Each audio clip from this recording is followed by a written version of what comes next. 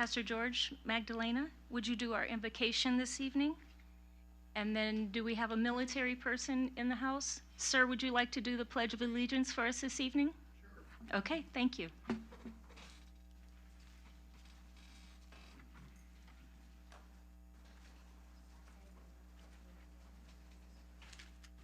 Good evening, Mayor Pro Tem, council, staff.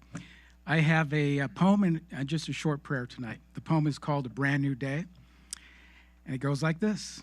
It's a brand new day to breathe and live, to enjoy the blessings he freely gives, basking in the grace he bestows upon me with life abundant that's truly free, all because of Jesus, the Holy One, the awaited Messiah, the Father's Son. Yesterday is gone with all its sorrow. I have faith for today and hope for tomorrow. A brand new day of victory divine. I forget the past, I leave it behind, for today is new. I boldly say, a hopeful moment, a brand new day. Well, let's pray. Father God, we do thank you for this brand new day, and we thank you for just your mercies that are new every morning. We thank you for continuing to bless the city of Hawthorne, Lord.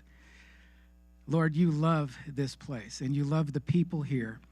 And Lord, we ask your continued grace and mercy and protection and peace upon the citizens of Hawthorne, the city of good neighbors. Pray your goodness always is poured out upon this city.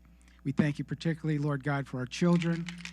Ask that you would continue to protect them, Lord, from the time they're in their mother's womb until the time they're launched out in life. We thank you for our senior citizens and your grace and protection and provision upon them. Thank you for their wisdom. Lord, we thank you for all our first responders, our awesome police department and fire department and medical staff.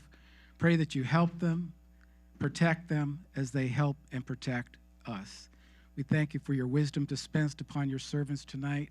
I pray, Lord God, that integrity, humility, and unity would be manifested today. I personally pray this in Jesus' name. Amen. Amen. Could all rise?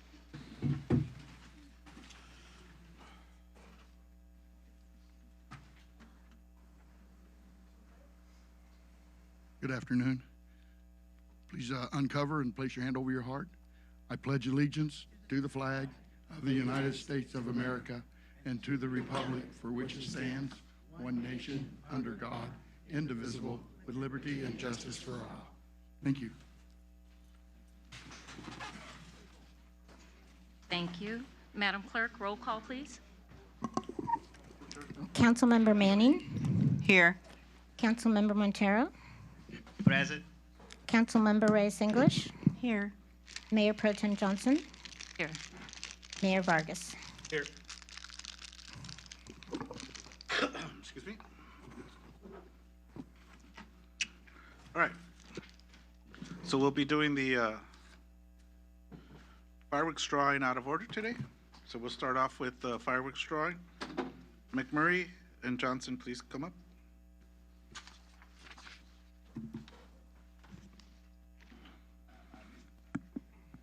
The chair, Yes, sir.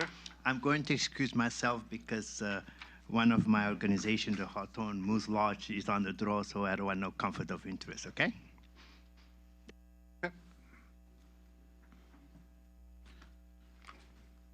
Good evening. My name is Shannon. I work with the City of Hawthorne Licensing Department. Tonight we'll have two drawings, one for three reoccurring candidates that did participate last year. We have an available location, so we'll be seeing which one of those win the lottery so that they're able to pick a location for the 2026 fireworks stands. This year, nothing has changed. We're just going from manual to electronic drawings. The first drawings will be the first contestants. No? So the three entries for this drawing will be Hawthorne Chamber of Commerce, Del Air Baptist Church, and Hawthorne LAX Rotary Club. Please spin the wheel.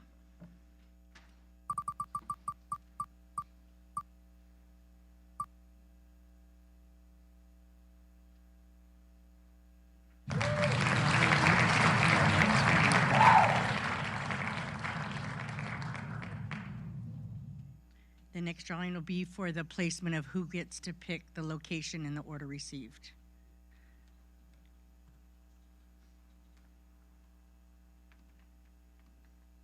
The qualifying candidates are the 3 grandfathered in, which are the Veterans of Foreign War, Hawthorne American Legion, Wounded Heroes of America. Then the 4 additional entries are Hawthorne Moose Lodge, Centinela Bible Church, Kiwanis Club of Hawthorne, and LAX Rotary. Noel, please.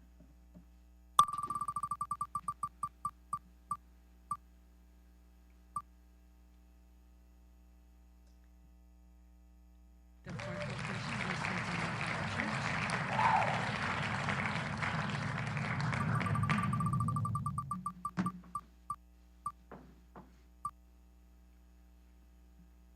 Fifth choice would be Kiwanis Club of Hawthorne.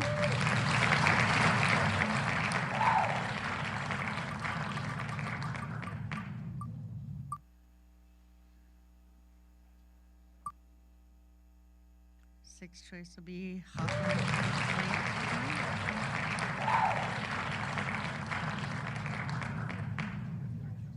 and 7th place will go to Hawthorne Moose Lodge. And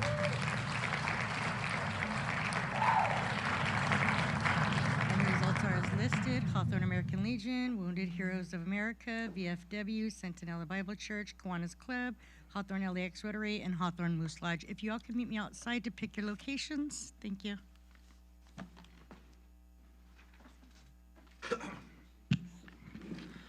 Okay. Item 1 is next. Planning Director McLean, please come up to the podium.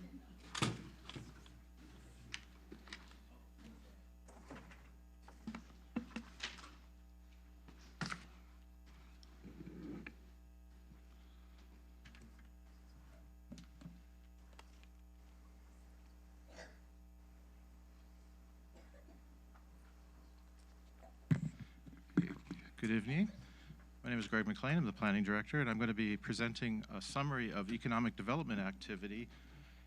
This is going to be a quarterly report that I'll make, but for this first one, in order to get some meaningful data, I'm pushing it back for 6 quarters. So it'll be from January of 2025 until the present, or mid-May actually. And, let's see. Oh yeah, I forgot to put the logo out there. Here we go.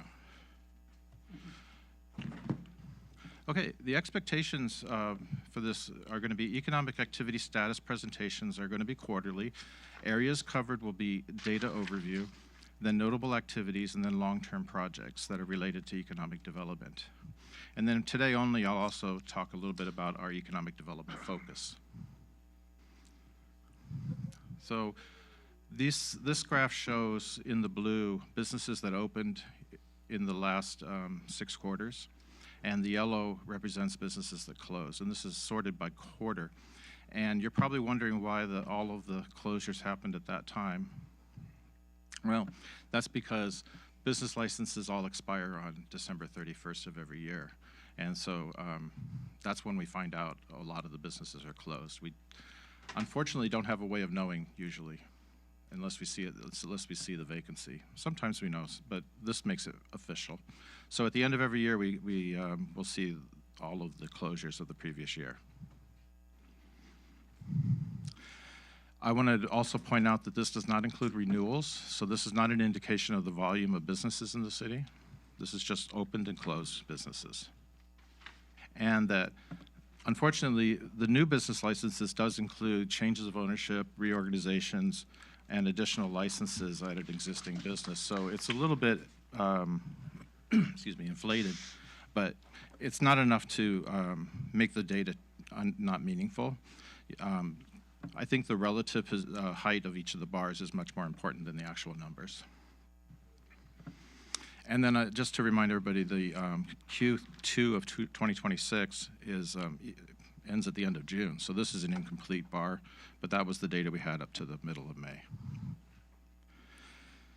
Now, in this graph, blue again is the openings and yellow are the closures. And what we show here is broken out by very, very broad categories. I could make this a lot more detailed, but the data doesn't really support that right now, but hopefully we'll be able to get that changed, and I'll be able to break out some of these later, such as especially service businesses. This is one of the strongest areas of local business in Hawthorne. Also, I want to point out that retail openings are 7% of the total.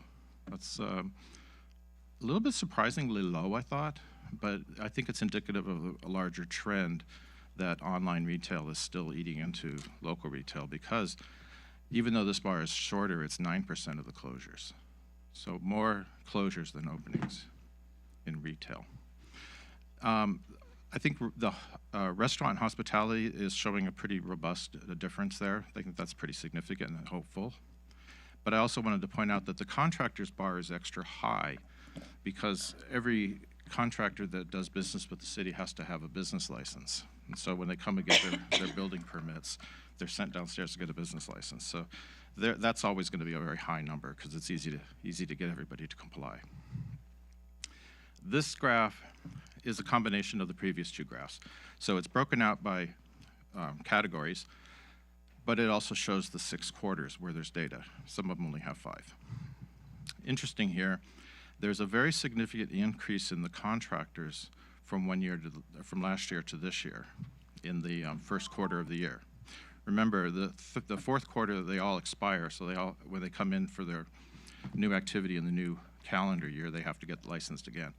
I think this is something to watch. It may be an indication that construction projects may be rising. We'll need more data. Probably by January of next year, we'll have 3 years of this stuff, and we might have a good sense if this is a false high or if it's indicative of a trend.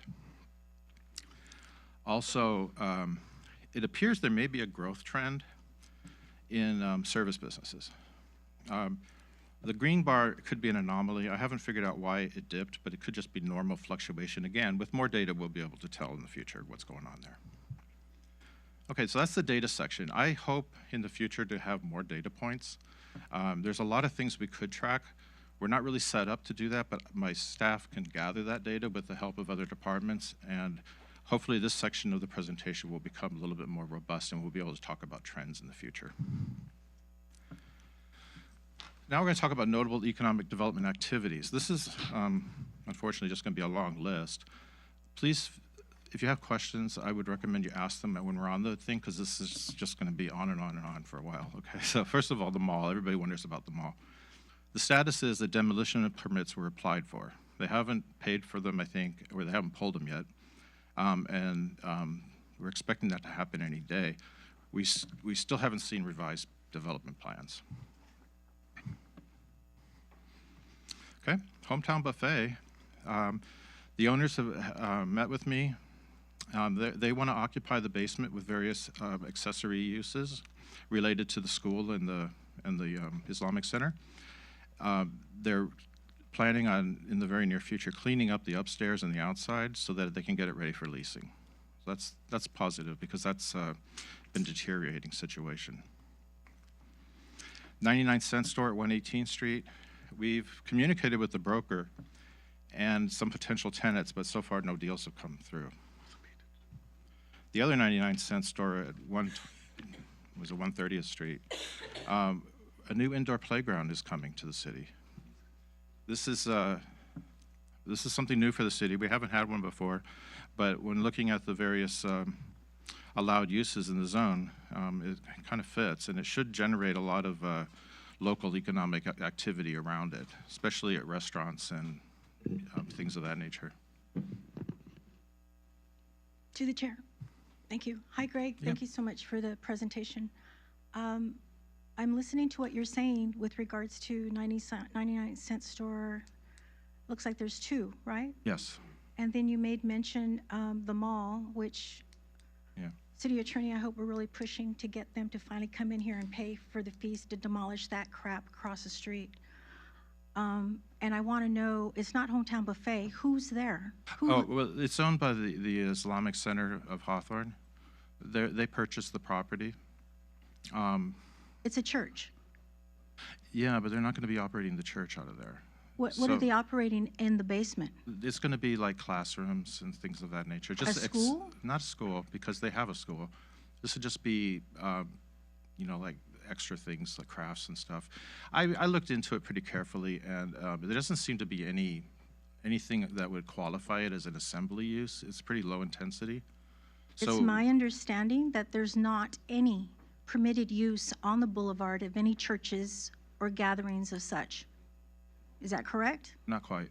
What's the No, because assembly uses is where churches come in, and Okay. they are allowed. This isn't an assembly use, though. The assembly use is at the school and at the Islamic Center on the other side of Hawthorne Way. Okay, if you could please scratch Hometown Buffet and put exactly what it's going to be there. Sure. Thank you. Okay. So when this reappears in a future presentation, hopefully I'll have a tenant, and we can put that name there.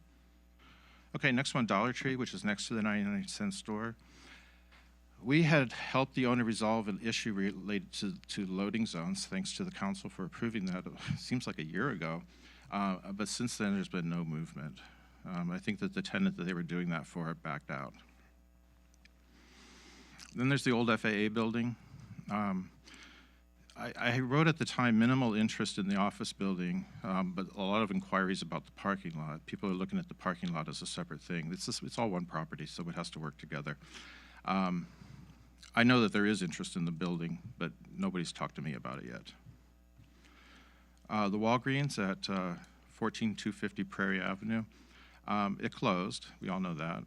We had a meeting with the owner of the property, and there was also some interest from potential tenants, but no deal seems to have come out of it, so it's still in limbo, I guess. But we'll keep tabs on that one. Hermes Corporation, I hope I pronounced that right. We're working with them currently to help them with a temporary spike in employment, driving a need for additional parking. So we're working with them on possible solutions there. The RFK Hospital site, they applied to replace the existing specific plan quite a long time ago, and at various times through various starts and stops, the plan is to apply for a new specific plan. At this point, we don't have the actual document, though, to tell you what it's about. I don't know exactly what they're proposing. I have an idea, and I think you all do too, a multifamily project, but we don't have anything official yet. They may change. Greg? Yes. Yeah, finish with Denny's. I have a question. Okay, on one yeah. Denny's down on Inglewood Avenue, building permits for the interior were recently applied for, so that's an indication of their intent to reopen. I know there's a lot of people that have been asking me about it, and I only just found this out recently. For Hermes Corporation, is it a point of sale type of operation? Do we get tax benefit from it? I haven't looked into it, but I think it's more of a industrial type use, maybe an engineering type use. They're up there in the general area where SpaceX is. I understand. Yeah, so I didn't look into it. I'm just trying to help them find additional parking. Okay, because I think that's a consideration, because we have a lot of other companies here that are tax sources of sales tax for the city. So, I mean. Yeah, I understand what you're saying. Okay, yeah, we'll just leave it like that. Okay. To the chair. Yes. Oh, yeah. Hey, hi, Greg. Hi. Thanks for the presentation so far. So the Walgreens on Prairie, right? Yeah.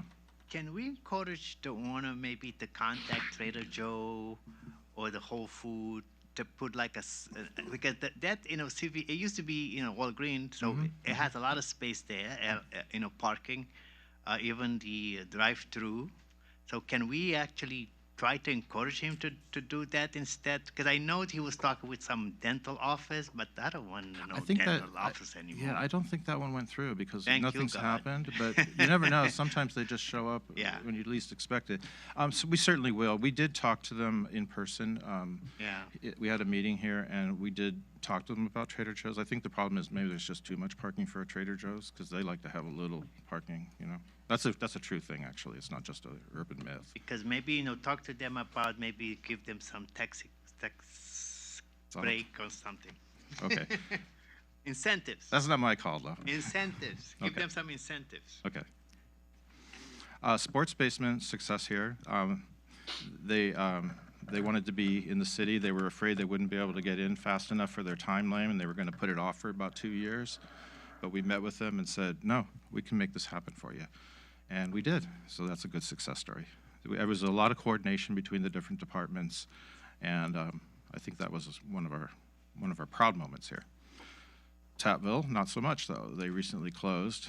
I can't even figure out who the broker is for that one. I'm trying to get them in touch with a broker that specializes in restaurants, but I got to put the broker together with the broker. So if I can find out, I'll work that.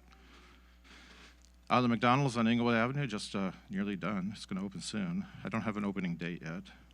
Chipotle is very close to opening. Now remember, this is the drive-through Chipotle. It's not going to have a lobby. So you have to order on an app. But I don't know what their grand opening ceremony is going to be like. Maybe you have to reserve on the app or something. We'll see. The Wendy Museum. This is an interesting one. There's a museum in Culver City called the Wendy Museum. And they're opening on El Segundo Boulevard, way out on the east side of town. A facility that will include some of their art, some storage of art, but mostly it's going to be their office and research center. So people who want to study their collection can go there, and they're also going to have meeting rooms and other things that would be very good for the community, I think.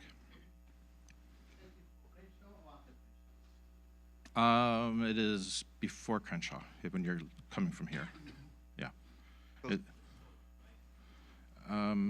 No, it's like 1 or 2 buildings from Crenshaw. Or I'm sorry, not Crenshaw, is it? It's no, it's not that. It's further. It might be Van Ness. I don't remember. Van Ness. It's way out there. It's near the edge of the city. Glow and Flow. This was a beauty supply place and other services. We just found out they closed because there's just nobody there anymore. They had gotten a conditional use or some kind of design review to paint their building yellow and purple, but they're gone now, so we'll see what color it turns. I just wanted to mention Catalyst and Stizzy. I didn't mean to make Stizzy a small font, but those were just early successes. That goes back to January of 2025. Crenshaw Village, we had a successful facade improvement program there, and I think there was a presentation on that recently in an opening, so that was another good success. That's one that I had very little or nothing to do with, practically nothing.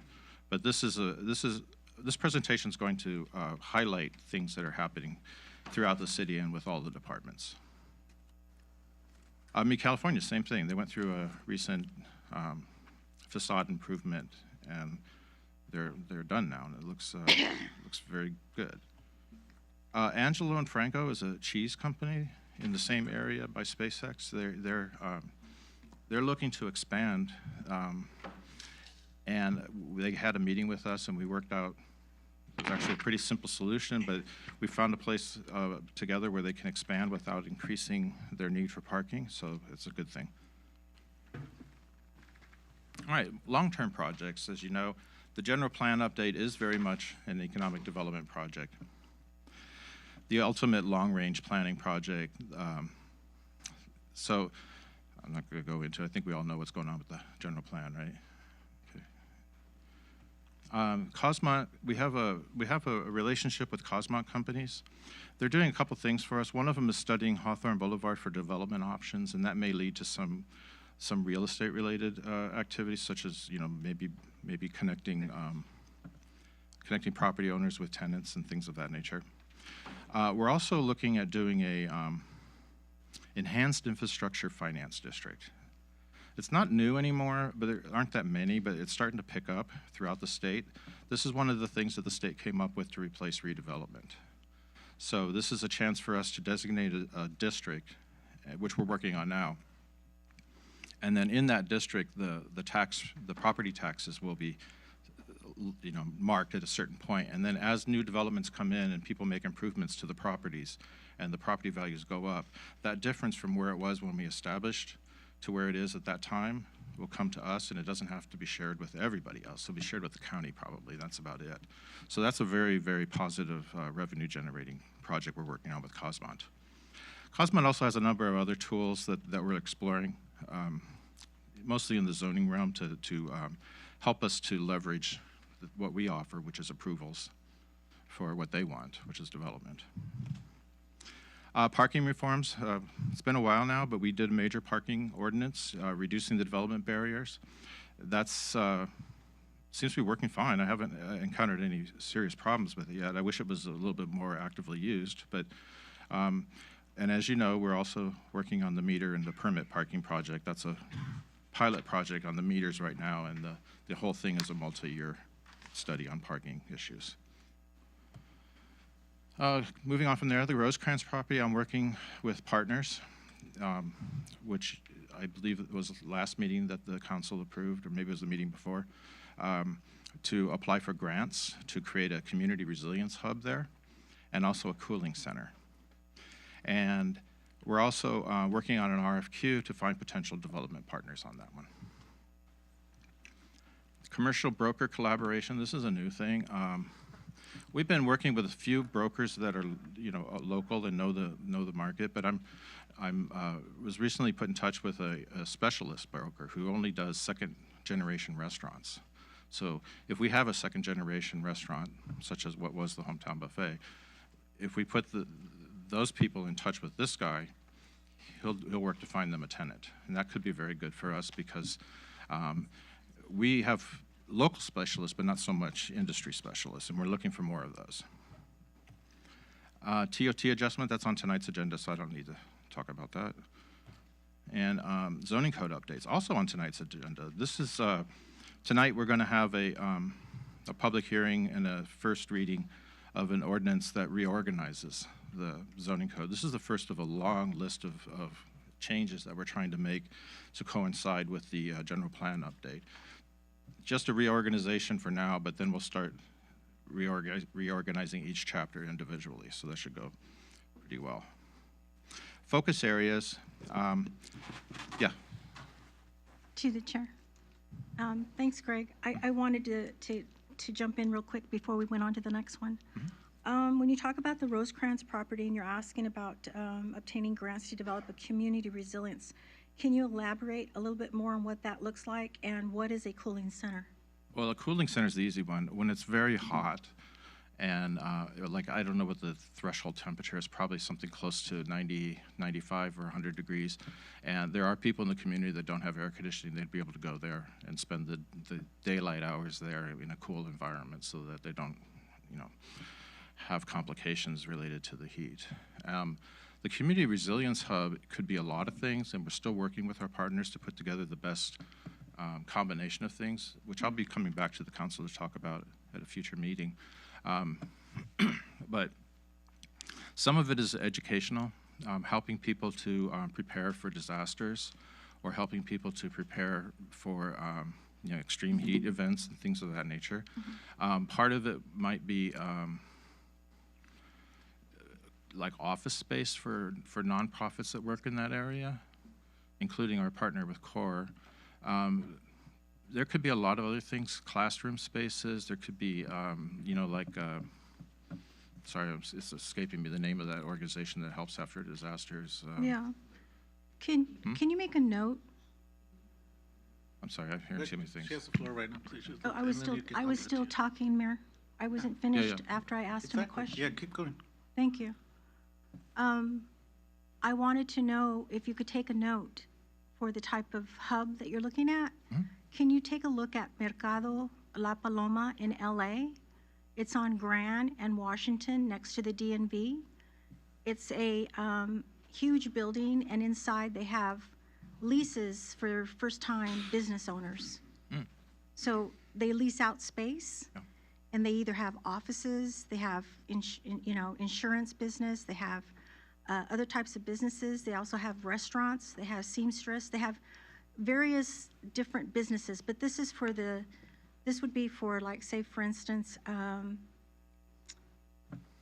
micro businesses. Yeah. Entrepreneurs, to give them opportunities versus big corporations or big businesses. Giving opportunity for the small businesses. Absolutely. That sounds like the kind of thing that could be easily incorporated into this. We will have also some retail space there that we can maybe designate for this kind of, startups and stuff and help people out in the community. Thank you, Greg. So, yeah, there's a lot of possibilities. I will be coming back when we start narrowing down what we want to do there. Mayor Pro Tem? You're good? No, he was thinking of a word. I was trying to help him with Oh, that okay, word. FAA. What is the organization that helps? It's a, Is it FEMA? no, not that one. It's a Red local thing. Cross? The people that have like flashlights and they were green. CERT. CERT. CERT may be someone we want to partner with in the future. So thank you. To the chair. All right, yes. So actually, let me just put some light on the community recency and cooling centers, because we know that the LA County, South Bay COG, and also the Clean Power Alliance, it's partnering with us communities all across the Southern California to create these centers. So that's an opportunity that we can have, because I know South Bay COG just has some money there, and then also LA County, and also the Clean Power Alliance is also looking to partner with cities to put these cooling centers. Yeah. And then that will be a good thing to start up. And the South Bay COG is actually working with us on our grant application. Fantastic. And the other thing, Greg, that one of my famous persons in Hawthorne, the Balboas, they asked me to bring the bakery Porto to that location. Okay. Please close up. Consider it done. Okay. You can start wrapping it up, please. I'm very close to the end. Okay, so these are the focus areas, the things that where we can make the most impact. Expediting approvals and permits through interdepartmental coordination. That's a big thing that we do here. We meet with applicants and then we get everybody in the room and just remove all the barriers. Collaborative approach among all the city departments on key issues such as events, big events like the Olympics, revenue generating ideas, parking, et cetera. We have a lot of committees that do this. Connecting businesses and property owners with real estate brokers, that's something I've already mentioned. And preparing sensible amendments to the Hawthorne Municipal Code to help economic development. And then upcoming reports, real quick. These are going to be quarterly, so look for this April, July, October, and January, roughly. If I have the data ready by then, I'll come back then. So the next one won't be July, because this is the July one right now. So October of this year will be the next time you see me here. The format will be similar. We're going to do data presentation, activities reports, and project updates. As I said, I'm looking to get more data incorporated into this. Anything related or indicative of economic trends would be very helpful to us. So we'll see what happens there. So that's the conclusion of my report. To the chair. Yes. Greg, real quick, thank you so much for your presentation. I'm glad to see it. Just wanted to know, when you talk about connecting businesses and property owners to a real estate broker, who's going to oversee that? But because this is something that I've been talking about for quite some time, and so I'm just curious, who's going to oversee that? What do you mean by oversee? Well, because I actually had specifically requested, and it got turned down, that we get a number of brokers that would be specifically for the city of Hawthorne that we would work with. So when you say connecting businesses and property owners, how do you go about doing that? Well, the property owners are easy. They're easy to figure out who they are, and we can, ask to meet with them or talk to them on the phone or something. Brokers, it depends. Like I said, we're trying to establish a working relationship with a restaurant specialist. We also have at least one very active commercial broker who does some industrial. So, generic industrial and commercial stuff we'll work with him. He doesn't necessarily have to be involved in the deal, but he can help us to understand what the listings are, what's on the MLS and stuff that we don't have access to. We're looking for any brokers that are active in the area that want to establish a relationship, and then we can provide tips and stuff. But the honest truth is, whenever a property owner is going to lease to a tenant, there's really no role for us. Right. But we can bring the people to the table Right. together. And So that's what we try to do. is that something you're going to house? I think by default, yeah. Okay, thank you. Through the chair, quick Yes. question, please. Hey, Also, Cosmon has a broken real estate. Yes. Yeah, so we're working on them already. What is your timeline for the general plan to be ready? 2028, but I 2028. think it was around this time of year, so another 2 years. Another 2 years? Yeah, because we're about 1 year into it. It's a 3-year project. All right, thank you. Thank you. Yeah. I'm good. Okay? All right. Thank you, sir. Lenny Surate, Development Impact Fee Update Presentation.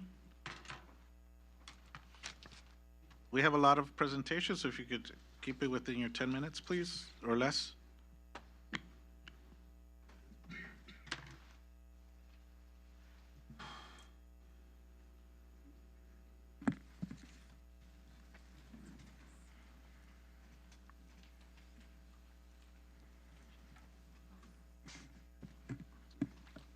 Good evening, Honorable Mayor, Mayor Pro Temp, council members, staff, and residents. My name is DJ Torada with the Public Works Department.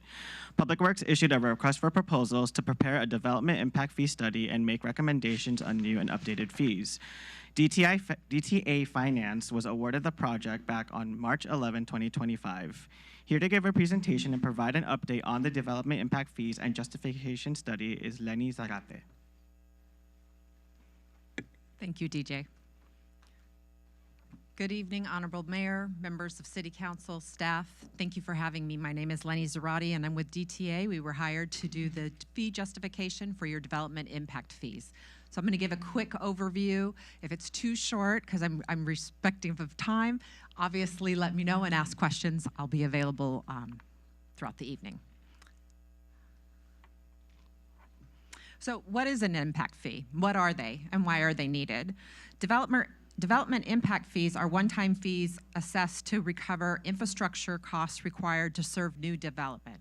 It cannot be for any existing deficiencies, so it's only what we were charging to the new development, helping the continuation of infrastructure being built in your city through these fees that are paid as new development takes place.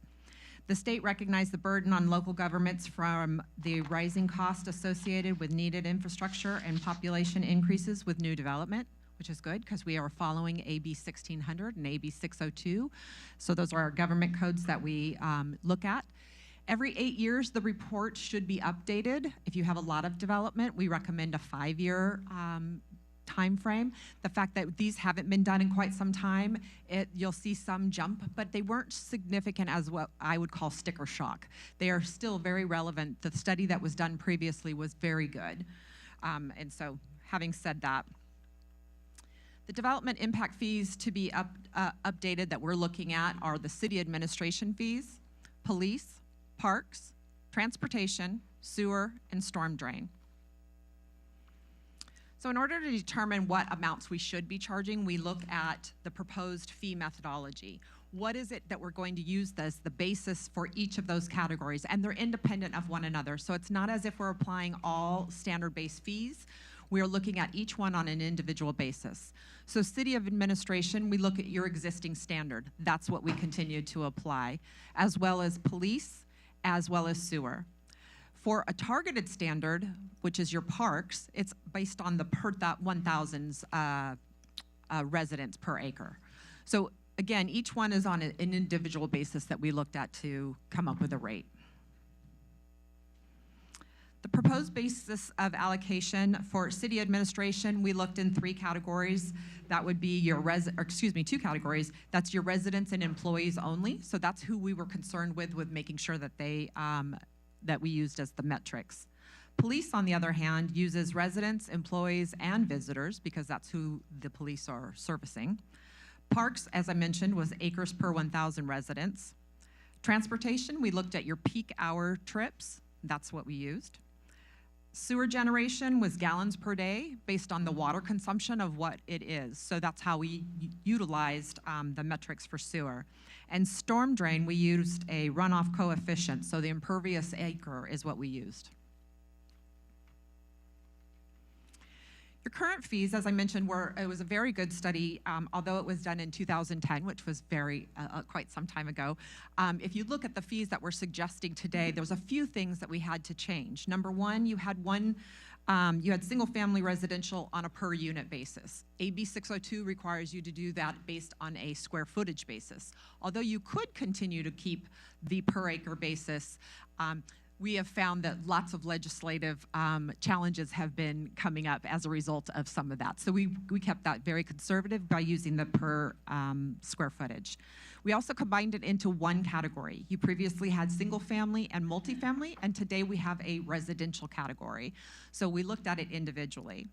We also added a category because it was under the institutional or other, because you didn't have that category previously leaving money on the table, which we felt as though on a benefit nexus basis, we needed to make sure that all properties were classified.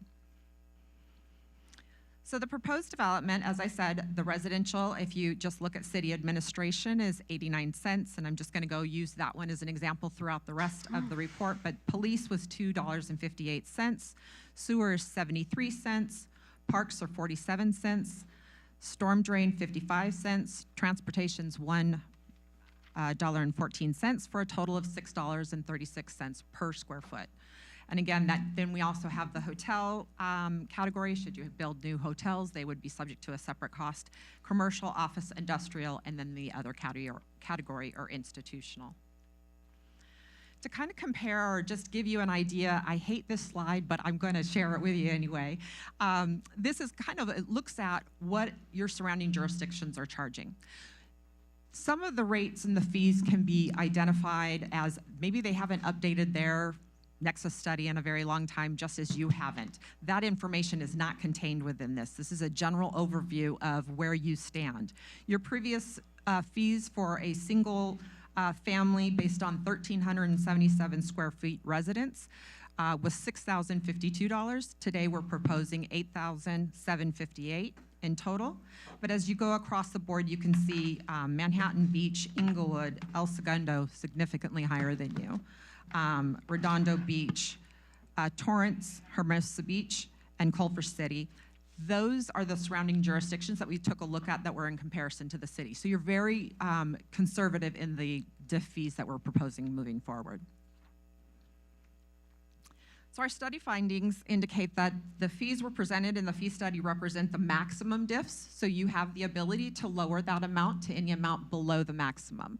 The justification study is based on that number so that it complies with the government code, as I mentioned before, which is section 66,000 of the government code. AB 602, I mentioned it earlier, that's why we're utilizing square feet for your residential. We added 2 additional categories this year, which was the city administration and storm drain. Those were areas that we were missing calculations in before and needed to include that. Storm drain fees were based on a per acre basis. Sewer fees were based on a meter size, and hotel is on a per room basis. So very consistent with what we see in the industry. The recommendations is that the City Council conduct a public hearing related to updating the city's development impact fees, adopt a resolution approving an update of the public facilities development impact fee study and schedule, and amending the city's fee schedule. Approve an annual escalator. This is very important, particularly since you had not had that previously. You lost a lot of revenue that could have been collected over time by not collecting that annual escalator, which we base on the CCI, the Construction Cost Index. And then finally, our recommendation would be to look at this again in 8 years, making sure that you don't leave that extra time on the table. You're able to make some collections ahead of that. And then obviously, if you have a large development coming in, that we take a look at it either 3 or 5 years. And with that, I can answer any questions or concerns. Thank you. Okay. To the chair. Yeah, no, yes, Okay. thank you. Thank you, ma'am, for You're your welcome. thank you, ma'am, for your presentation. It's an outstanding report because it's been 16 years that we did this, so we should have been done at least from 8 years. So thank you for bringing us up to date, and thank you, DJ, for the presentation. I think that we do need to do this ASAP, so thank you. You're welcome. Thank you very much, ma'am. Thank you. Mayor, I actually have a real quick question, if I can ask. Okay. Real quickly, on the Nexus study every 8 years, is that what you also advise other jurisdictions? It's required by AB 602 to do it every 8 years, so the government code dictates that it's every 8 years. I only recommend that if you have a large development coming in, that you look at it based on that development schedule. So sometimes there are certain areas that are developing excessively. We recommend 3 to 5 years. Right. So we can capture those. We don't have to wait 8 years. But It you don't depends. have to do the full Right. 8. Just want to make sure. Thank you. You're welcome. Thank you, ma'am. Thank you. Robert Thompson, Water Management Plan by Cal Water.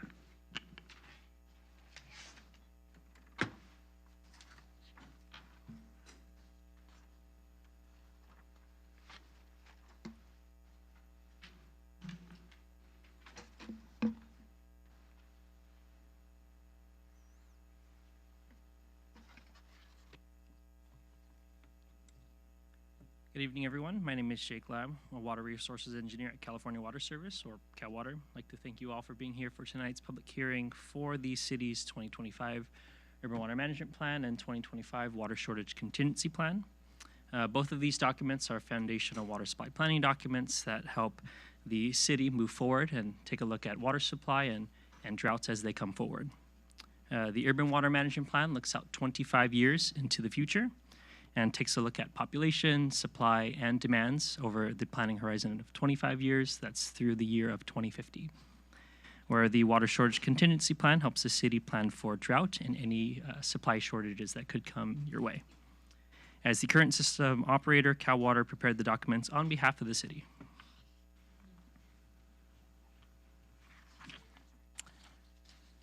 I'm joined by several of my colleagues tonight at California Water Service. I have Ralph Felix, the District Manager for Cal Water, Rob Thompson, our Operations Manager.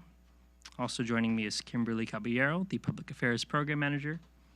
And lastly, we have Jocelyn Rivas Perez, our Conservation Coordinator. The main purpose and objective of tonight's public hearing is firstly to satisfy the requirements by the state, but it's also to provide an overview of both of these plans and to take any public comments. I'll start by presenting information on both of these plans before moving to comments at the end, or throughout if you would like to interject. As it relates to public outreach, a notice of preparation and a notice of intent were sent to relevant entities in February of 2026 and April of 2026, respectively. Also included were 2 notices posted in the local newspaper in May of 2026. The draft Urban Water Management Plan and Water Shortage Contingency Plan were posted on Cal Water's website, as shown on the screen and on the slide. And lastly, we have the public hearing tonight. The Urban Water Management Plan was prepared in accordance with the Urban Water Management Planning Act and the California Water Code sections 10610 through 10656. The urban water management plans are required to be prepared by water systems serving greater than 3,000 services or greater than 3,000 acre-feet per year in water sales. The requirement is a 20-year planning horizon. However, the city's plan covers the next 25 years, and that was to achieve a higher level of water supply planning. These plans need to be updated every 5 years, meaning that the last update was completed in 2021 for the city, with the deadline for this year being July 1st of 2026. Lastly, the urban water management plans do serve as a basis for water supply assessments when evaluating future developments within the city's jurisdiction. To provide you all with an overview of the Urban Water Management Plan, the Urban Water Management Plan has 10 chapters. It includes a service area description, projections of population, as well as supplies and demands over the next 25 years under a variety of scenarios. The first being the normal year, also a single dry year, as well as multi-dry years to simulate a drought and to put that stress on the projections looking forward. Also included in the Urban Water Management Plan is a water supply reliability assessment, so taking a look at supplies and how those water supplies can meet demands over the next 25 years. We have information on conservation as well as demand management measures to tackle the drought if they come up. And we also considered climate change when preparing these plans. Included as an appendix to the Urban Water Management Plan is the Water Shortage Contingency Plan, also known as the WSCP, which we'll also talk about tonight. To provide a brief overview of the Hawthorne water system, the Hawthorne system serves about half of the city of Hawthorne, and there are 3 water supply sources for the city, the first being imported purchased water, pumped groundwater, and recycled water. To run the system, there are 4 groundwater wells, 6 storage tanks, 4 booster pumps, and approximately 56 miles of main pipeline. As I just mentioned in the previous slide, there are 3 sources of supply for the city. The first being imported water that's purchased from West Basin Municipal Water District, and that makes up approximately 86% of the city's total supply from the past 5 years, from 2021 through 2025. Next, there's groundwater pumped from the adjudicated West Coast Basin, and pumped groundwater makes up approximately 14% of the potable supply mix over the past 5 years. And then lastly, there's recycled water that's purchased from West Basin Municipal Water District, and that's the sole source of supply for non-potable. For demand projections, as I mentioned earlier, the requirement is a 20-year look ahead. However, the plan looks the next 25 years just to achieve a higher level of water supply planning. And the demand projections considered normal years, as well as wet years and dry year demand forecasts. Within the demand projections, we considered climate change when looking at how demands could change over time, as well as how they could impact supplies. The demand model looked at historical data when considering the demands, looking at services, sales, productions, as well as how population has changed over the past 5 years and what that could look like over the next 25. Also considered were conservation measures that are established by the state, and projected water use considered general plan growth projections, as well as historical water trends, anticipated conservation, and again, compliance with state water use efficiency regulations. When it comes to population, the city's current population within the service area is about 46,000. We project the population to increase to about 48,500 by the year 2050, and this represents about a 5% increase over the next 25 years when compared to current numbers. And when it comes to services, the current service count supplied by the Hawthorne's water system is about 6,200. And by 2050, we estimate these services to be about 6,500 over the next 25 years.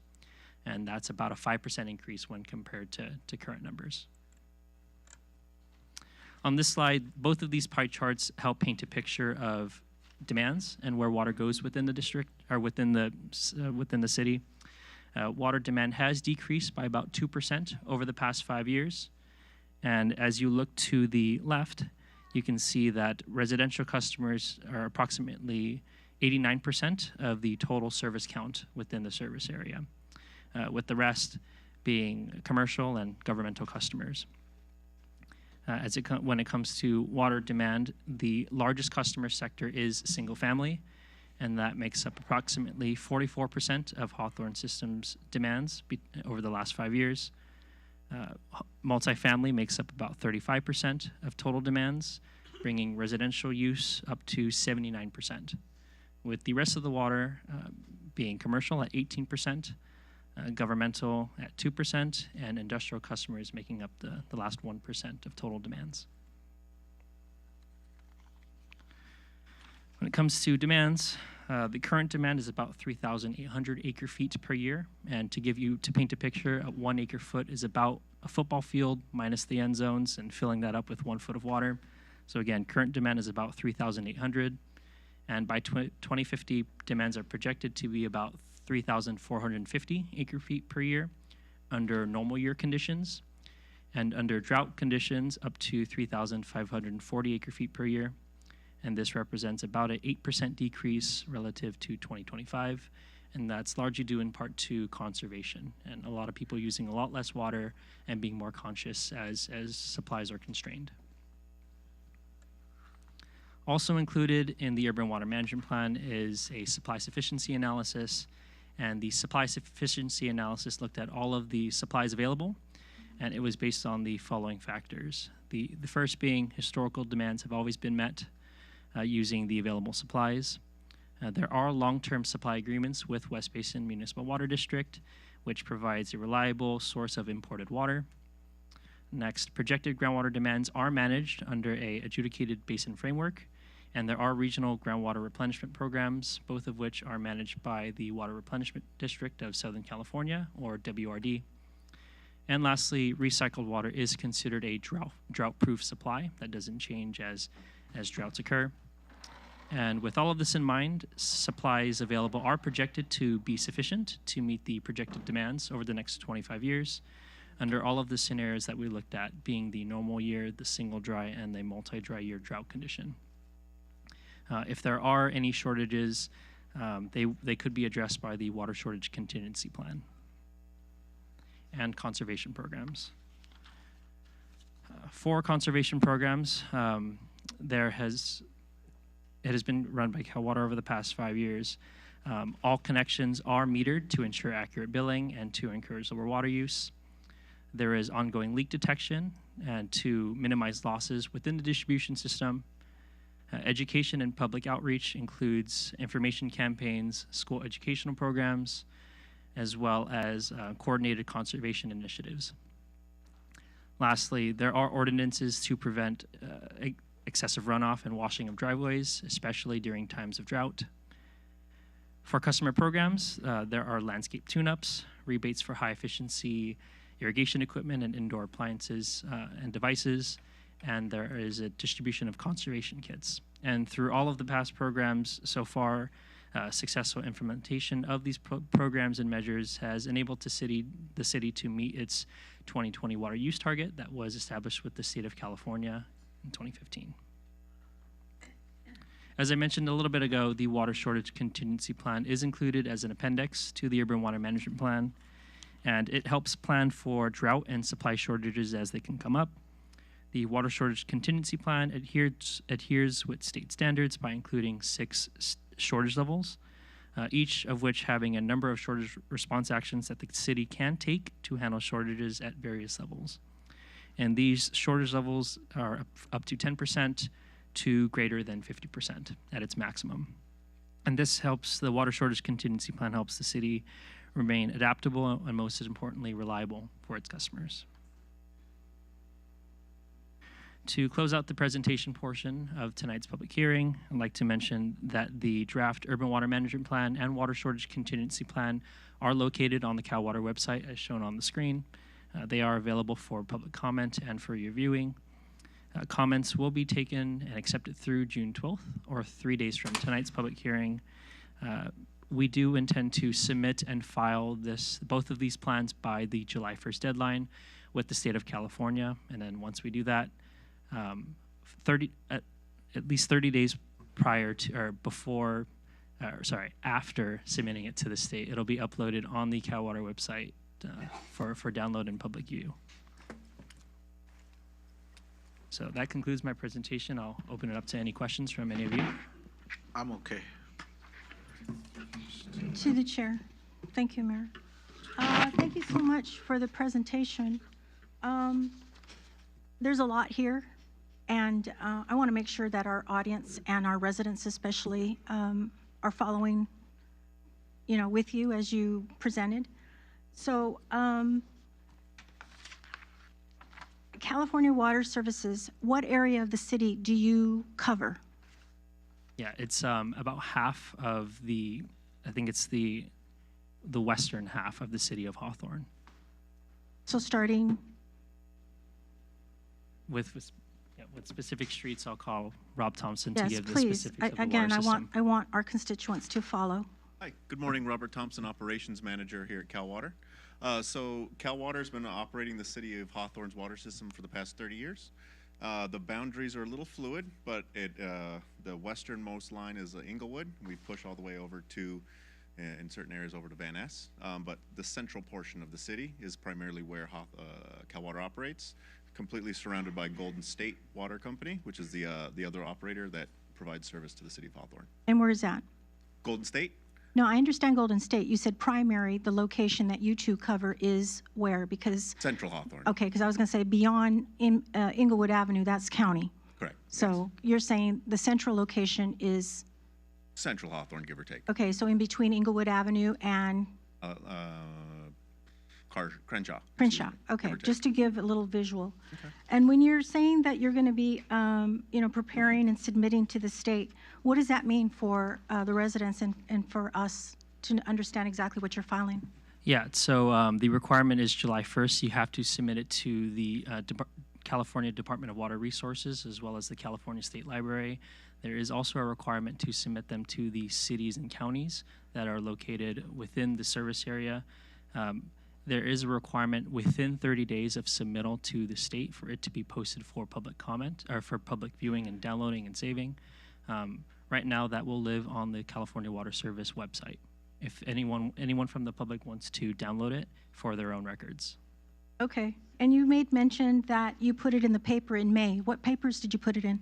Newspapers? The specific newspaper I'll have to get back. Daily Breeze. Just the Daily Breeze? Yes. Okay. Yeah, I just want our residents to be able to follow along. So your website will have additional information, and it's been posted, and they have a timeline of 30 days. It was posted 30 days prior to tonight's meeting. Okay, so how much do they have time for now? Well, they can ask public comments tonight during the public comment period, but we are accepting comments 3 days following tonight's hearing. So they have 3 days to provide a comment. It was posted 30 days ago. I understand that, but you're here today, which gives them 3 days. Real quick, if I may, yeah, part of the process is the initiation of public notice. So the public notice was put forth following the Department of Water Resources prescribed guidelines. That window then begins the 30-day clock, and then it ends at the public notice.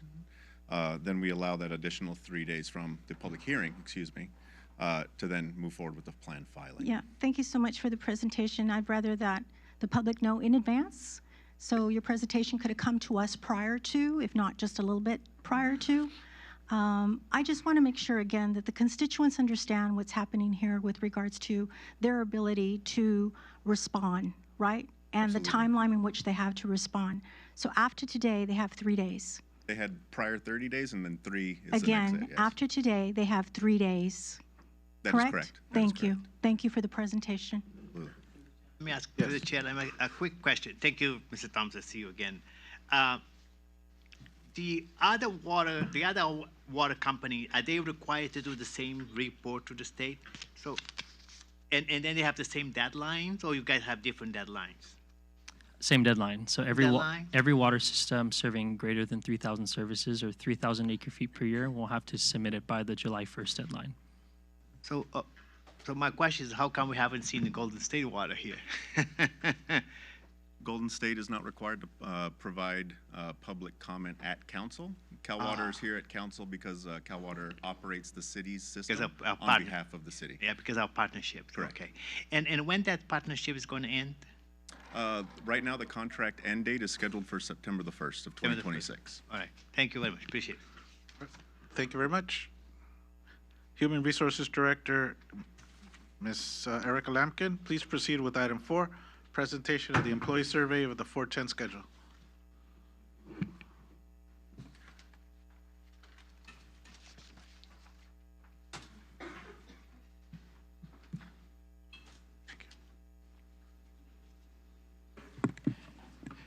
Good evening, Mayor, Mayor Pro Tem, and remaining council members.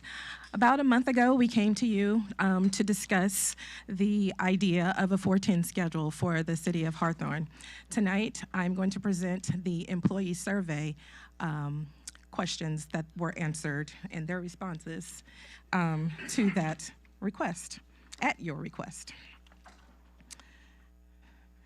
So we have approximately 336 employees in the city. Of that, we have 147 police department employees. That includes officers and civilians. The number of employees that completed this survey is 113 employees. Of that 336, that is full-time and part-time, by the way. So they were asked a series of questions. They were given the opportunity to answer them in several different ways. The first question was, how interested are you in switching to a 4-10 work schedule, meaning 4 days of work and 3 days off, 10 hours a day? So you will see that 13% shows that they are not interested, and we have about 88% who said they were somewhat uninterested. 6.2% decided that they were neutral and didn't have any feelings about it. And 8% said they were somewhat interested, and then we have an overwhelming 72% that said that they are interested in this schedule. You will see this next question. It says, if given the option, which schedule would you choose? Overwhelmingly, everybody selected the 4-10 schedule, with about 20%, a little less than 20%, suggesting that we stay at the 9/80 schedule. The next question asked was, how do you think working 10 hours a day would affect your productivity? You will see the purple bar that shows that some people think significantly decreased in productivity. Then the yellow bar shows that there will be a slightly decrease in productivity. The gray bar shows that they feel like there's no impact in whether we work a 4-10 schedule or not. And the blue bar shows slightly improving in productivity, while the green bar shows that there will be a significant improvement in productivity. The next question was, what impact would a 4-10 schedule have on your work-life balance? We see the green bar shows that there is a significant improvement in work-life balance with a 4-10 schedule. The blue bar shows that there will be slight improvement. The gray bar shows no impact, and the yellow bar shows it will slightly worsen the the work-life balance, while the purple bar show that it will significantly worsen their work-life balance. Next question is, do you anticipate challenges with longer work days? 77% said no, while 23% said yes. Next question was posed was, how do you think a 4-10 schedule would affect team collaboration? The green bar shows that it would significantly improve. The blue bar shows that it will slightly improve. The gray bar shows that there's no impact, and the yellow bar shows that it will slightly worsen, while the purple bar shows that it will significantly worsen team collaboration. What is your overall level of support for implementing a 4-10 schedule? Purple bar shows strongly opposed, yellow bar shows oppose, gray bar shows neutral, blue bar shows support, green bar shows strongly support. Next question that was posed was, what benefits do you believe a 4-10 schedule would provide? And this question, they were given multiple options to choose. And so the purple bar shows that it will be increased job satisfaction. Yellow bar shows reduced commuting. Gray bar shows improved family and personal time. Blue bar shows that there were just a few different answers that couldn't be captured with a phrase. And the green bar showed that there would be more consecutive days off, meaning 3 days off as opposed to 2 on a specific week. How do you think a 4-10 schedule would affect your work-life balance? Green bar shows that it would significantly improve.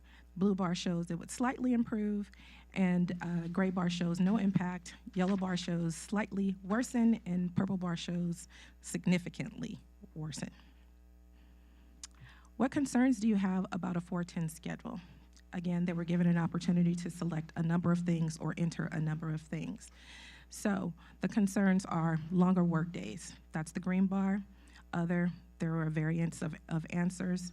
The gray bar shows that burnout or fatigue would be an issue. And yellow bar shows that childcare or personal responsibilities may be an issue. And then overwhelmingly, the people that answered this survey said that there were no concerns. Would you support a trial period of 6 months to test a 410 schedule? 5.3% said they were unsure, no, the yellow portion, and yes, 84% says, let's do it. We also gave them the opportunity to write out concerns, challenges, and advantages. So here are some of the concerns that were repeated over and over and over again. So the concerns are longer work days, childcare, and personal responsibilities.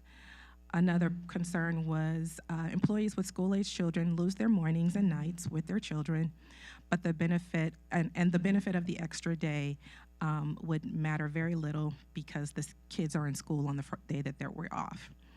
Another concern was fatigue and burnout, which you saw in the graph, and this employee stated that the difficulty with the adjustment of working longer days would probably, at the end of the trial, not allow the improvement of this schedule in a permanent basis. The challenges were trouble with childcare, and the other challenge would be up earlier and home later. We had a number of advantages. More work-life balance, having longer days to finish more work with projects. No more confusing residents about which Friday we're open or we're closed. This particular person said that they would prefer Mondays off as opposed to Fridays off because they work on Saturdays, so it wouldn't be an advantage. We're gonna save gas, money on gas, and there's gonna be less wear and tear on our cars. We're gonna save money on utilities at City Hall. And this person's gonna save money on buying lunch because it's only gonna be 4 days instead of 5. There are gonna be fewer days of commuting, allowing employees to pursue personal interests and hobbies and spend time with their families. This person said the actual advantage is just having 3 days off. And another person said that they would schedule their personal appointments on Fridays instead of taking time off during the week. And just for the record, these things were extracted from the survey. There's no me wordsmithing this. These are their words. So a 410 schedule provides employees with longer work days, which creates more time to complete tasks thoroughly and collaborate with colleagues through meetings and discussions that help move the city of Hawthorne forward. With extended daily hours, staff can be more focused and efficient without interruptions that often come with shorter work days. Additionally, having Fridays off gives employees a valuable opportunity to rest, handle personal responsibilities, and recharge. This extra day of recovery can lead to higher morale, improved productivity, and more refreshed and motivated workforce when returning to the office. The next advantage would be longer work hours when we are open allows more opportunities for the citizenry to utilize city services when they get off work. The extra hour would allow people to get business done in City Hall without having to take time off work as they might have to do so now. Further, the County of Los Angeles is on 410, so we have an entire workday where many departments who work with the county cannot contact their counterparts. Finally, 4-day work weeks seem to be the way the world is moving. Longer periods of rest lead to longer periods of productivity. There was a section on the survey that asked for additional comments. Just pretty much say whatever it is you felt like you wanted to say. This person said, if a majority of the workforce supports transitioning to a 410 schedule, I would encourage supervisors to remain flexible with employees who have established obligations such as childcare, caregiving, health needs, and other responsibilities.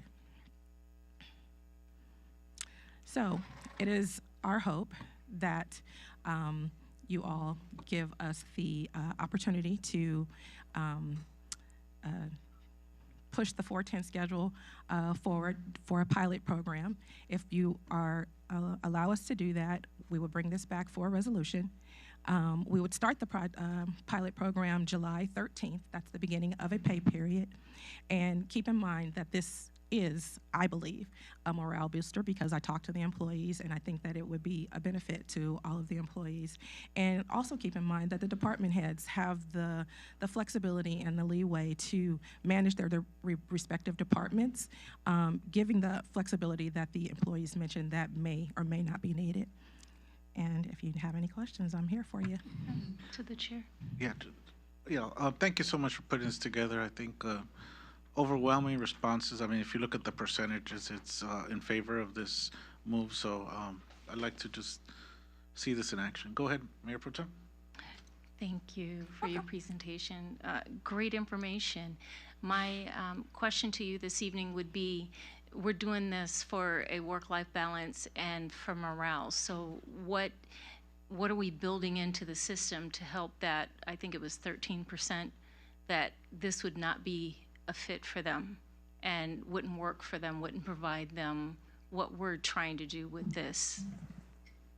I can answer that as a city manager. What we'll do with the 13%, if we can identify those employees, we'll have them meet with HR. As Erica mentioned, each worker here has a supervisor. We'll work with those employees to meet their needs. We currently do that now. So I think change is hard for everyone, and the unknown can be challenging. But as a city manager, HR director, as our department heads, we intend to make this work. And in any reasonable requests, we're going to try to make that request happen. Okay, so you'll have something in place for those, like childcare that can't do Absolutely. the 410? Okay. Yes. All right, thank you. To the chair. Thank you so much for your presentation. The child care issue was one of my concerns when this was brought up before at our previous council member meeting. So, but I definitely was surprised to see overwhelmingly that everybody supports it. So I'm all for it, what everybody else support. But I am glad to know that those people that do have health care challenges, or they're taking care of a parent, or they have to pick up kids, I'm glad to see that you guys are flexible so that this works for everybody. So good job. Yes, thank you. Mr. Mayor, if I can add one more thing. One thing that wasn't mentioned in this presentation that means a lot to me is the community. So this gives the community access to the city for an additional hour. So as Erica mentioned in the presentation, those off Fridays are very confusing. Now if we move forward with a 7 a.m. to 6 p.m., that gives those contractors, that gives those individuals that have to be at work by 9 o'clock in the morning at other jobs, they have the ability to come in and take care of items here at the city. So as this being a pilot, we will collect the data. And before we extend it to 6 months, if City Council allows staff and myself to implement this schedule, we'll bring back that data on a community survey on how they felt about this. So it works both in as a morale builder, but also to open services to the community at an early time and later time. To the chair. Yes. Thank you, Erica. And I was, for one, the survey. I wanted to see the survey, and I wanted to see exactly how each employee felt, and I'm glad that you pictured that in the presentation. Thank you. I have no doubt that all of our department heads are going to use discretion and assist and be wherever they can to assist our employees. We've been doing that for years, so that's not my concern. I like the leadership that Vaughn has provided in assuring that as well, and so I just say kudos, and as soon as we start July 1, I hope our employees and our workforce, are excited for the pilot project, and 2, that they get ready so that they could try that first week to see how it is coming home. And, you know, if they have to change their dinner time, it's okay, because at the end of the day, they'll be home for dinner, so Yes. as a family, so that's great. I think there will be initial adjustments, but I think ultimately it will be in the positive. Thank you. Definitely, there's going to be benefit for the community, and ultimately, just want to remind the community members out there, we want to have a happy group of employees as well, but understand that we have, this is a result of your feedback as to the accessibility to City Hall, not being able to, get here on time after your jobs. And so this is a response to you as well. So initial adjustments, but I think that overall, it'll be more accessibility to our services here at City Hall. So thank you guys. Thank you. To the chair. Yeah. Thank you, Eric. Fantastic report. Actually, it was much quicker than I anticipated. So thank got you right for on that. it. It was expedited. So I'm glad to see, because one of your points there for the clarification is that a lot of people sometimes calls me or text me, is City Hall is open this Friday or not open this Friday? So they all got confused. So Yes, they do. so at least it's going to be only two Fridays that could be coincide. So it's not that much. So I think the benefit the community is going to be tremendous. So, and I'm glad Vaughn mentioned that you guys will put a survey to ask the community how they feel about this in that 6 months period. I think it's a great idea. And another point somebody did on your survey is the entire world is looking into 14 Yes. schedule. So it's good because the quality of life, it depends for you to spend with your loved ones, especially with your children. So 3 days, it was fantastic. So thank you. Thank you. Thank you. We have 3 more presentations, so let's try to get through them. Please keep your presentations as compact as possible. Was there sounded like that, Doogly, what was the name of that little cartoon dog? You know which one I'm talking about, right? All right. You guys know which one, right? I don't know where it came from, to be honest with you. So it could have been me. I'm sorry. All right, guys. Dr. Nakagawa from the Hawthorne Police Department, please proceed with item 5.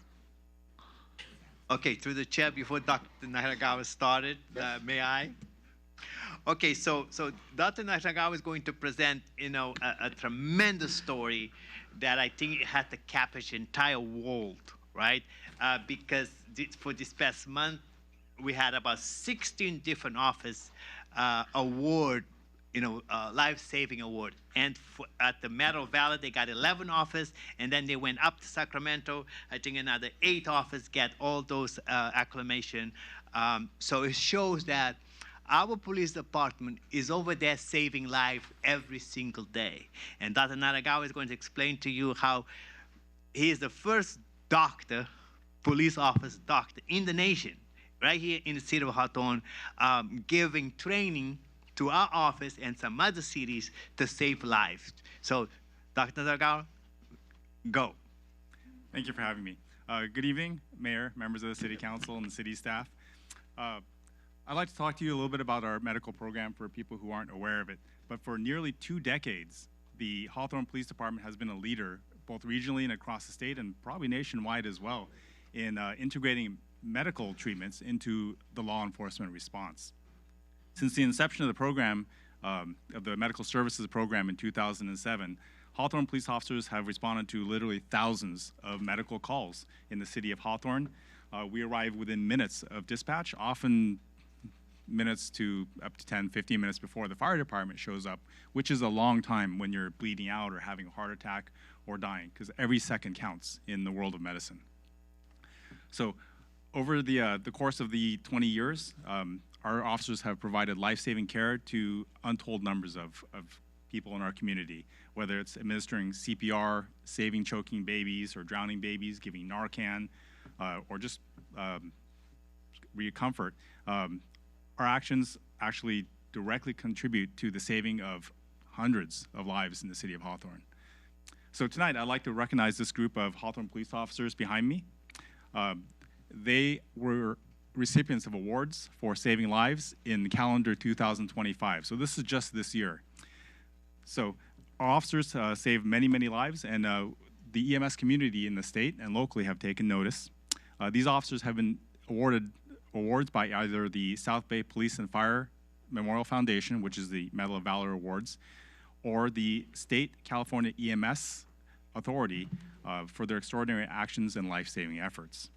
These prestigious awards are a testament not only to the courage and skill of the individual officers, but to the culture of the Hawthorne Police Department and the city of Hawthorne.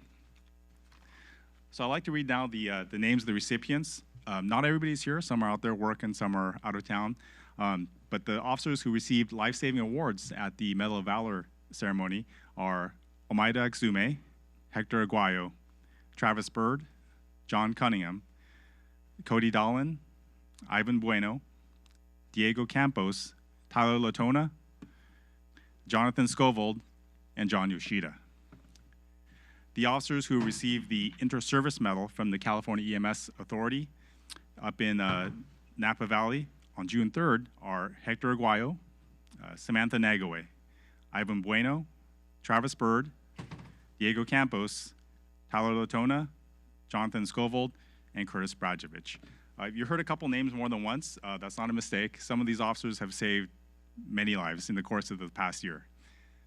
Now, there's officers who also received awards from the California EMS Authority, but didn't actually go to the in-person ceremony. There were mailed awards that we'll present later on tonight to them. And those officers are Omaida Agzume, Ivan Bueno, Travis Bird, Diego Campos, John Cunningham, Cody Dolan, Tyler Latona, and John Yoshida. We congratulate these officers on receiving these awards and thank them for their dedication to protecting and serving our community. They showcase the amazing culture and contributions of both the City of Hawthorne and the Hawthorne Police Department in safeguarding the citizens of our city. So please join us in recognizing these outstanding officers for their courage, professionalism, and commitment to saving lives.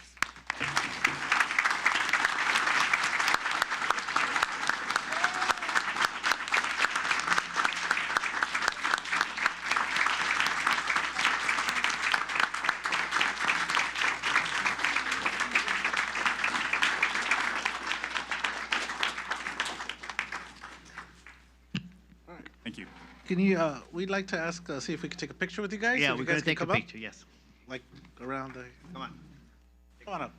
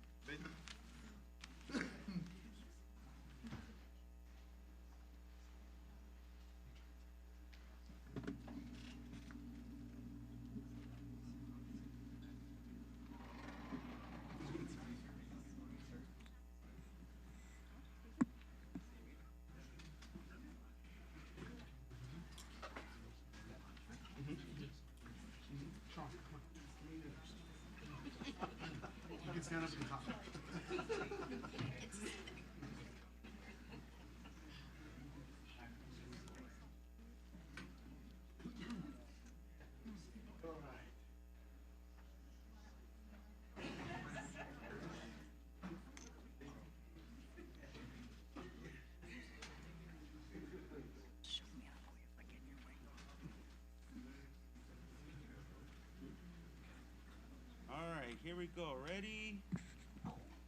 And in 3, 2, 1.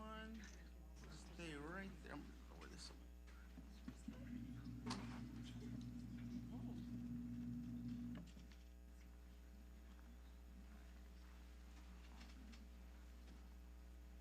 All right, and in 3, 2, 1. 3, 2, 1. All right.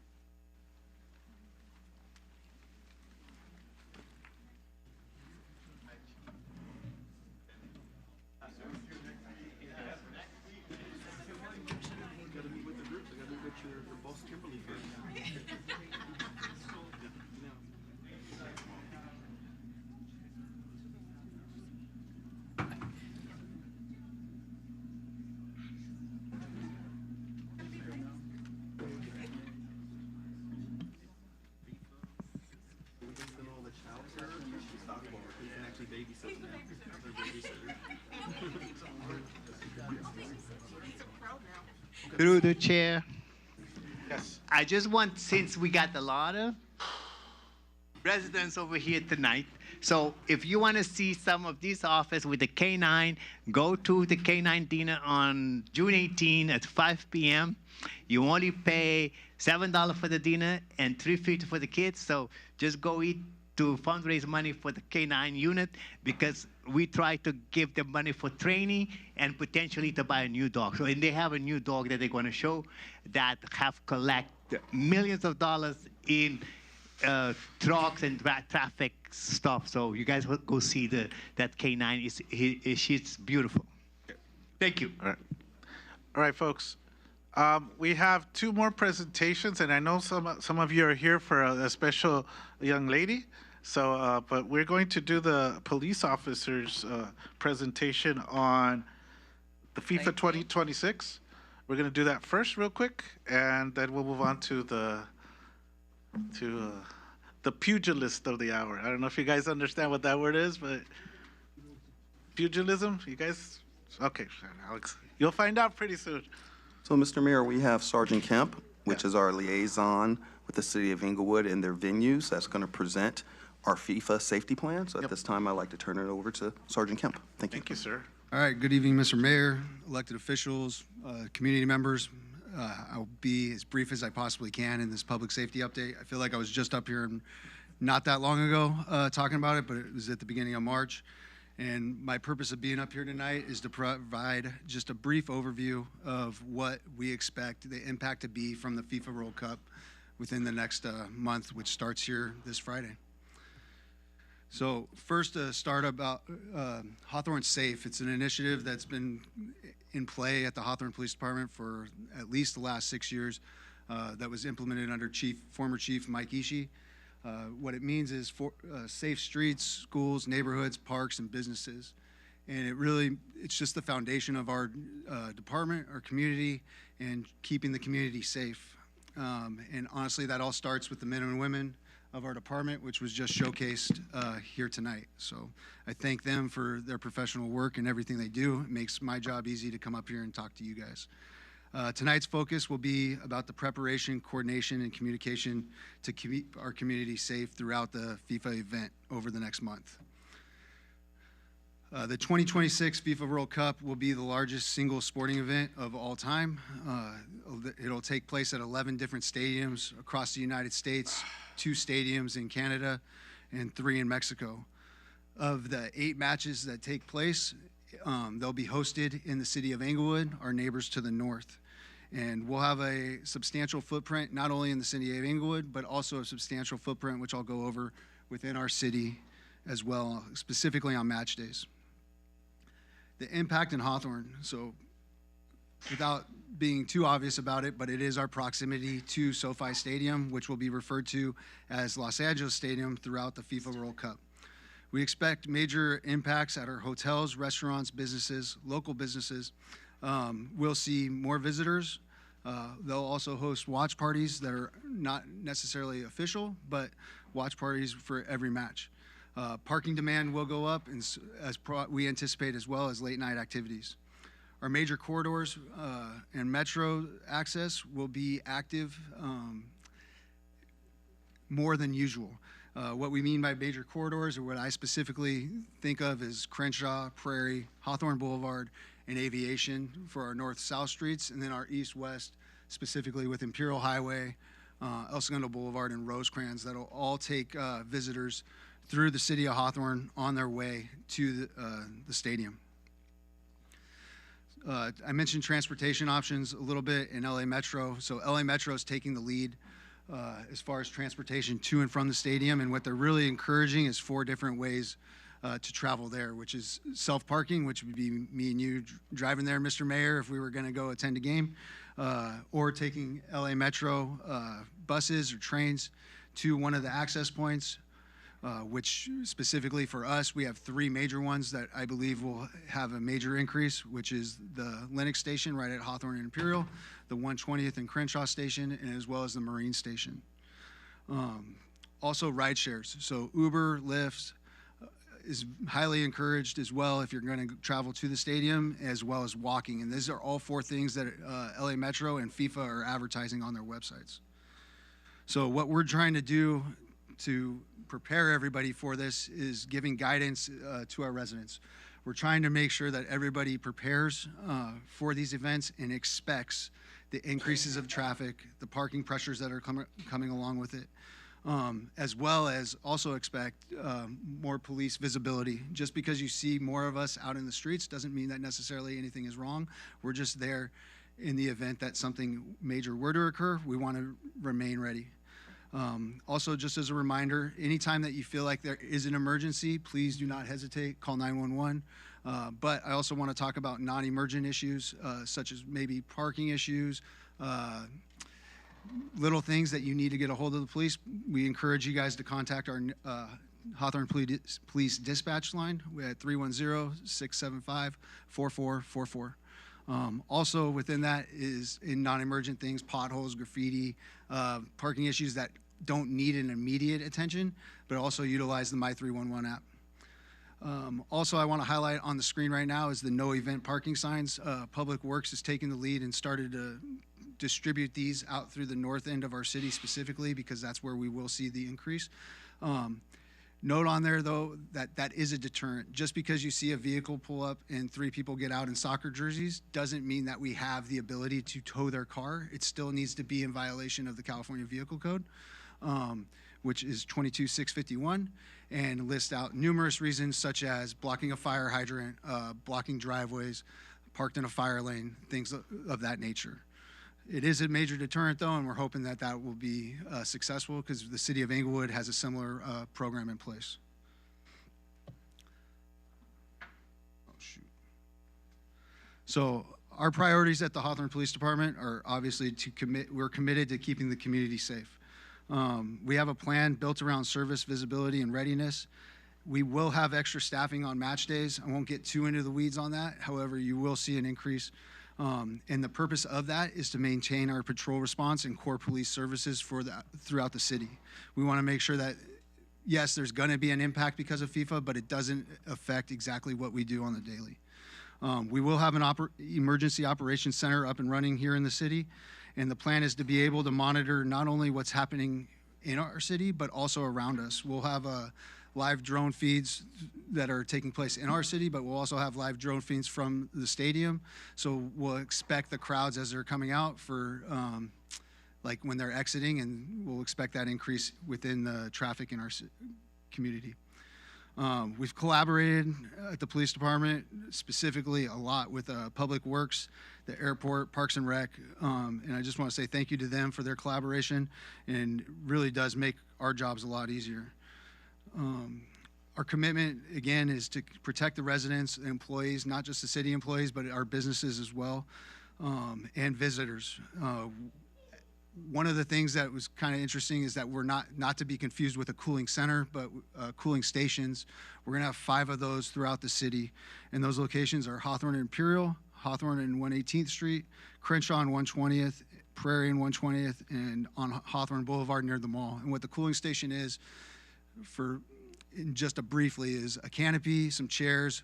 There will be water out there, a spot to cool down in the event that you do choose to walk to the stadium. A lot of these matches are starting at 12 noon, so by the time they're getting out, it'll still be nice and warm, and it is a decent little walk from the stadium back to our city. So we want to make sure that we don't have as many medical emergencies as possible. We will, and we do anticipate having tourists from not just all over the nation, but from all over the world. And we also understand that sometimes communication, we might have issues communicating with some people. One of the things that a tool that we found, I think within the last couple weeks, was actually brought to our training sergeant, Sergeant Nichols, by one of our officers, Pedro Nambo. And it's, as most of you guys know, most of our officers are equipped with Axon body cameras. And AI is taking over so fast, but this tool utilizes AI to translate for people. I'm going to show this brief video real quick just to kind of show what it's going to do. このデバイスを使って翻訳します。ビープ音が鳴るまでお待ちください。你好嘛，我而家喺 Exxon 展覽。 Language detected as Chinese. How are you? I'm currently at the Exxon exhibition. Yeah. Welcome. Really glad to have you here. We're gonna show you what Axon Assistant can do, including translation. 欢迎，真的很高兴你来到这里。我们会向你展示 Axon Assistant 可以做什么。 So you get the point. That video is a little bit longer, but I'm going to try to go through this. It also not just does translation, but if you ask the camera, hey, can I get the phone number for the Hawthorne Police Department, it's going to tell you. The database is pretty amazing. We had a little brief overview of it, and like I said, I was pretty amazed by what came out of it. So in summary, there will be 8 matches that take place at Los Angeles Stadium over the next 39 days, starting on Friday. Also with that, a lot of exciting times within our own city. So on Saturday, June 13th, obviously we have the Juneteenth event in the morning to roll right into the watch party taking place that afternoon. I also, again, want to just, and I said it earlier, I kind of hit on it, Akbar, his team with Selena, Ray, Public Works, they've really spearheaded a lot of things through this, but it's not just them, it's all the departments, and it makes our job a little bit easier. And at this point, I'll take any questions if anybody has any. To the chair. I'm just curious, you talked about them walking a long distance, and you talk about the parking where it says no event parking. Now I know, like when I'm in the city of Inglewood and they have certain areas blocked off, will we have anything blocked off during that time? Like, you know how they take the, what do you call those, dividers? Yeah, like the Meridian barricades or stuff like that. Yeah. To my knowledge, I'm not aware that we're going to have any barricades up or anything along those lines. One of the other things that I didn't mention earlier was that, again, Public Works is taking the lead. They've put up signs throughout the area, specifically at our on-ramps and off-ramps, and with arrows basically pointing towards the stadium, which I'm sure we're all familiar with. Like if you go to Dodger Stadium, it points you to the left. And what that's doing is to try to encourage traffic to stay on our main thoroughfares, and then try to make sure that traffic is moving and flowing, basically, better, for lack of better terms. Thank you. All right. Yeah, thank you, Sergeant Kent. This is fantastic because that is what people need to know, that we're ready and we welcome the world into South Bay, from Inglewood to Hawthorne. Like you said, we want the tourists to come to stay in our hotels, eat in our restaurants, and then go to the game and have fun and be safe. So I'm glad you guys, decide to put those cooling centers or shade structure so they can cool off, because it's going to be sometime hot, especially the weather is going to be hot next week, about they estimate about 90 degrees. So definitely they're going to be needing those shade structures and seat to sit down and cool off. So again, thank you, because you guys have done a tremendous job, and the city is looking beautiful. From Vaughn, like you said, from the Public Works to everybody, departments working together to put this thing together, and also to have all these FIFA World Cup soccer and stickers everywhere. And later on, we'll talk about the mural, the beautiful mural, the wall we just inaugurated this morning. But thank you again for you guys' leadership, because like I said, we're ready and we're going to save a lot of lives, because some people might pass out and you guys will be there in 30 seconds. So thank you. Yes, sir. Okay. To the chair. Yes. Thank you, Sergeant Kemp, for your presentation. I just wanted to say I love what the city is doing with all the branding, right down to your badges. That's awesome to see that you guys changed that for FIFA. I apologize. I actually skipped over that, and I was directed to talk about that earlier. So in the middle of the screen is our FIFA badge that was offered to our officers starting on June 1st. You'll see many of us wearing it all the way through July 10th, which is the final match day in Inglewood. So thank you for reminding me, though. Can I have one, please? To the chair. Yes. Thank you, Officer Kemp. I like the fact that you are making mention of, no parking, especially, let's talk about the residents' driveways, right? That's always been an issue, especially for us when it comes to residents contacting us, when it comes to school time, et cetera, things like this. This is a much bigger and broader event. I know there's going to be that type of blockage. I know that you have listed here the non-emergency at the 675-4444. I encourage our residents to use that. I also want to make mention that if residents are able to put the no parking with our penal code on it, so that they could reference exactly how they're in violation of no parking. This is, again, a great time for the city of Hawthorne to see the excitement of the watch parties, et cetera. I only wish that we could have maybe collaborated with bigger parking lots, such as Costco, especially on Prairie, and other open venues that are closed after hours, say at a certain time, and then the parkings are empty, right? That would have been a perfect time to collaborate with those stores to assure that cars are safe in a park zone, right, in a park area where they might not have to be looking for residential parking. But I applaud everyone that's worked hard for the safety of Hawthorne and the preparedness of Hawthorne, more importantly for the FIFA Cup. I also want to know, where exactly is that mural? So that's if you take Fermona all the way north in our city, right up to the 105. Okay. So the 1300 block. Okay, great. It's good to know so that folks want to go and take pictures. That's a great photo, by the way. Thank you. I can't take credit from that. That came from Catherine and Vaughn's office. Yeah. Thank you so much. The World Cup is happening in 2 days. First game is Mexico versus South Africa. Very significant, guys, is that Iran, I don't want to give any commentary, but they're going to be playing here in LA. So you can just imagine how important that security is going to be. Okay? We'd rather be safe than sorry, because although we have some good players coming from a lot around the world, we still have to be secure as a country. So our police department, in conjunction with like federal agencies and local agencies, are doing the best to keep us all safe. So my picks for the World Cup are Mexico, USA, France, and Spain. None of this Argentina stuff. France and Spain, probably one of those guys are going to be top. Watch. Just remember this conversation, okay? All right, guys. Item 7 is the last of the presentations. And I remember I got an email saying, hey, you better watch this bout. What bout? It was pugilism, right? You guys, you know what the word is, right? Pugilism. Does anybody know what the word pugilism means?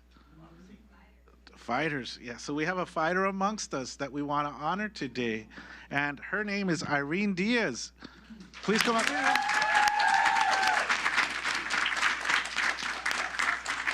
But what we do have is a special proclamation for her. But if she can come before the podium, and by reading this proclamation, you're going to find out what she's about. Wow. And then we can hear from her, her coach. I think relatives are her coaches, or so possibly. I don't know the exact story. You can fill us in. But the city of Hawthorne is honoring Irene Diaz. Irene Diaz is a proud Hawthorne resident and graduate of Hawthorne High School, and has demonstrated exceptional dedication, discipline, and perseverance in the sport of amateur boxing. Irene recently won the National Golden Gloves Championship. Let's give her a round of applause. The oldest and most prestigious amateur boxing tournament in the United States. 3 times. Oh, 3 times, I knew you wanted to say something. I'm sorry, I neglected to say that. I'm sorry. It's okay. It's the oldest and most prestigious amateur boxing tournament in the United States, after competing against the nation's top boxers from across the country. And Irene has achieved the remarkable distinction of winning the National Golden Gloves Championship 3 consecutive years in a row. That was coming up, right? Bringing great pride and recognition to her family, to her friends, and the city of Hawthorne. In recognition of her outstanding accomplishments, Irene has been invited. She has been invited to train with the USA boxing team at the Olympic Training Center in Colorado Springs.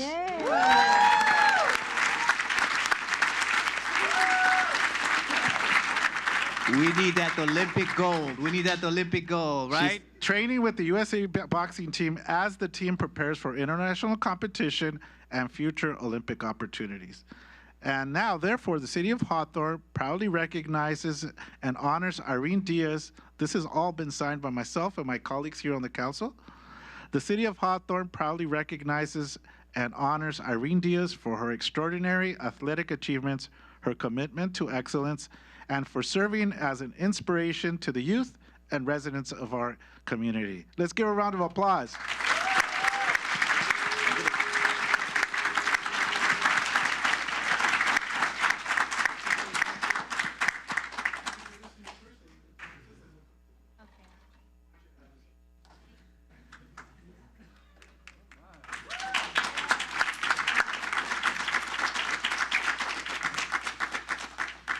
I'll use the microphone so everyone can hear me.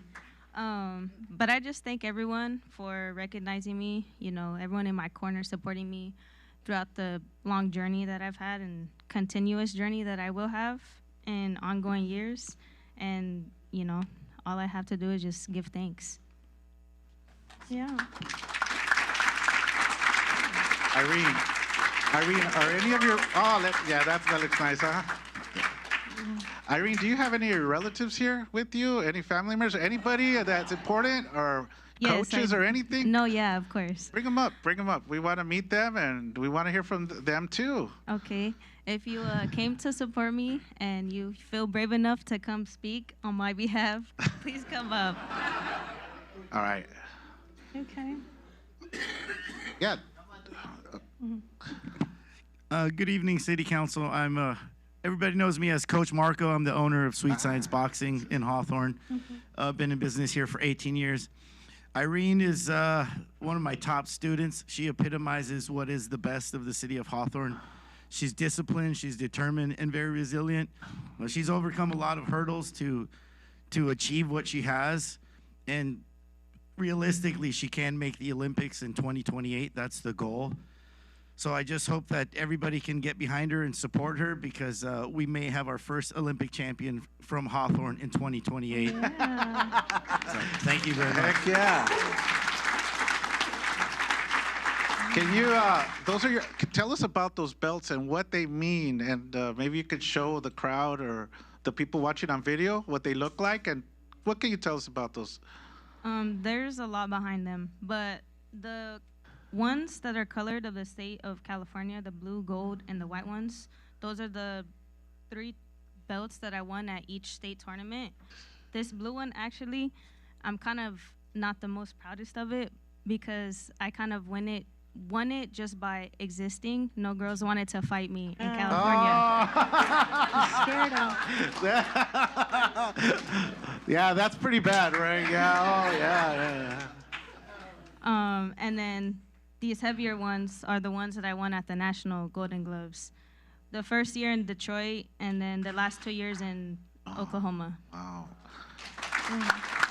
The white one behind you? I also got rings from the tournament as well. Awesome. Those are on my hand, but.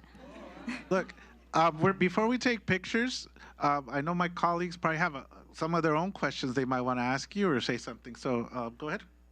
You want me to? Okay, Yeah, thank yeah, you, yeah, Mayor. Well, let me just say, Ms. Diaz, thank you so much for just your ability to do a sport that you so much love. It shows just in your passion, and more importantly in the awards that you were provided right behind you and yet to come. I thank Mr. Trejo, his wife, family. Thank you for providing Sweet Science and where she could train and be provided the assistance that she needs, and the grounding, most importantly, because it does take a lot of that, right? I just have to say kudos to you. You're such a beautiful young lady. I hate to think of, pow, pow in the face, but I get it. Just block, man, block. Or just don't get hit. Yeah, exactly. I just want to say thank you to your staff, your family, all those that are behind you, here today with you, along with those that are in the audience. Thank you for the support, and thank you for coming out. And most importantly, Mr. Trejo, thank you for letting us know that she is worthy of receiving a certificate from the city of Hawthorne, and look forward to more. Thank you so much. Thank you so much. We're very proud of you. To the chair? Yeah. Okay, so I'm trying to understand, are you lightweight, heavyweight? Sometimes I forget, so I had to look at my ring. It says light flyweight, which is 112 pounds. So I'm a pretty small person, but I'm dangerous in the ring. Wow. So how many fights have you had? How many have you knocked out? And how many have you lost? So I currently have 40 fights, if I can remember clearly, and my record is 32-8. Wow. Congratulations. Thank you. That's amazing. Can you share with us your motivation when you get in that ring? What is your motivation to win, and what keeps you going? That's a very complex question, but to answer in like simpler terms, my motivation is honestly my story and the background that I come from. There's a lot of challenges, like my coach said, that I had to face, and even challenges in today's life that I have to face and have to overcome. And keeping the right influences in my life to continue to push me and do well is honestly what keeps the motivation, as well as myself, to tell myself, you know, you're all you got and you have to keep pushing to win. And the feeling of winning in itself is a feeling that only a winner can feel. So, Ooh, I love that. I want to continue to have that good feeling. My last question is, there's a lot of kids in here. What would you tell them? One thing that I would like to inspire to say is like, continue to have those right people in your corner. You know, I firmly believe that whoever you surround yourself with is who you will become, you know, and I want to surround myself with good influences and to just, you know, honestly listen to your parents or those people in your life telling you to keep doing good, you know. Sometimes discipline sucks, but discipline is what it takes to really get to the top. You know, a lot of people ask me, how do you still do it? I have days too where I don't want to do it, but what keeps me going is discipline, making those sacrifices, and working hard. Thank you.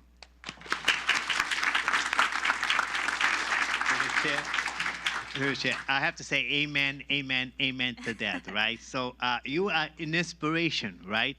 And so I don't want to put too many pressure on you, but so, you know, because we want to have Hawthorne to have an Olympia, right, in 2028. Because we have that guy that's called Jim Thorpe Park over there, that he was Jim Thorpe, was all Olympian, but it was not in our time. So we need somebody like you, you know, young and strong, and I'm pretty sure you can move pretty well, right? And especially to be a graduate from Hawthorne High is an inspiration for Hawthorne, because we have some other famous people like Marilyn Monroe used to live here and some blah blah blah, but you're going to be our mascot. Honestly, I want you to see to walk with our flag into that Olympic ring, okay? Put all the pressure on me. Oh, all the pressure, and that's what, you know. I was glad that I gave a donation to the coach over there to continue the program, because it is an inspiration, and we need kids like you to be shine, to be a mentor to others. So you have stepped up already, and you are young. Very young.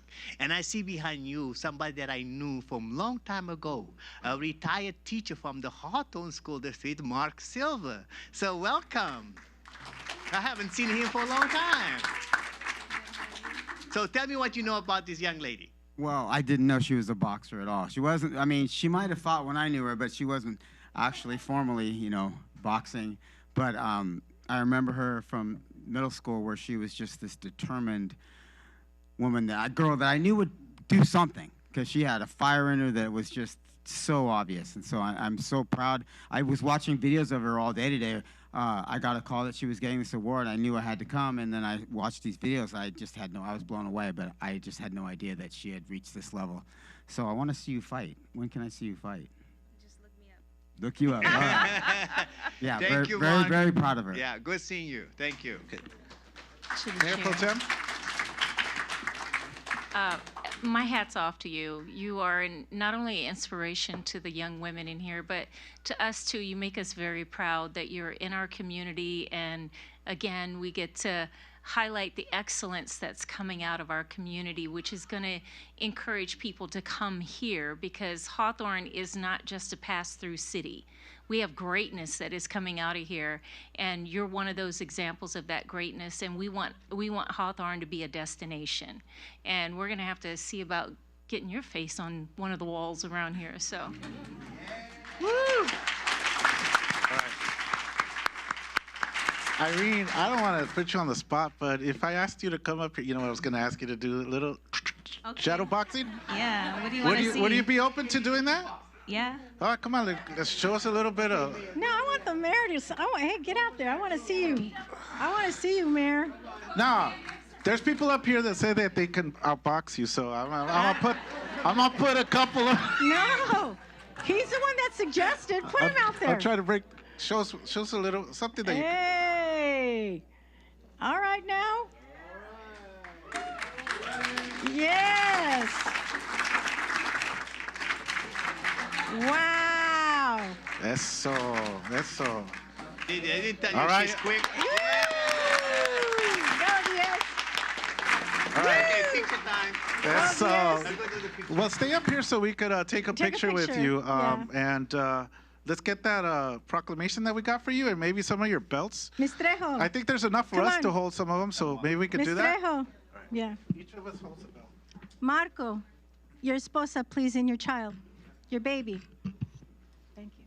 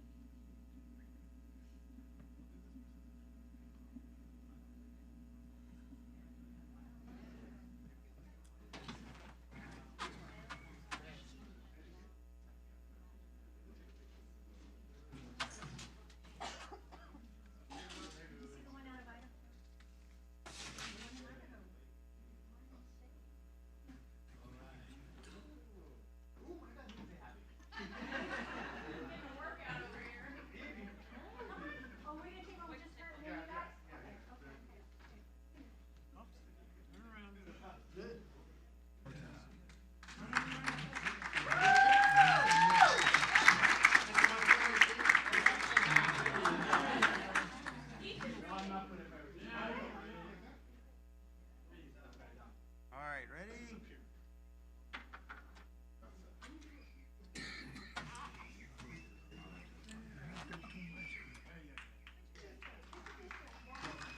All right, and in 3, 2, 1, stay right there, and 3, 2, 1. All right.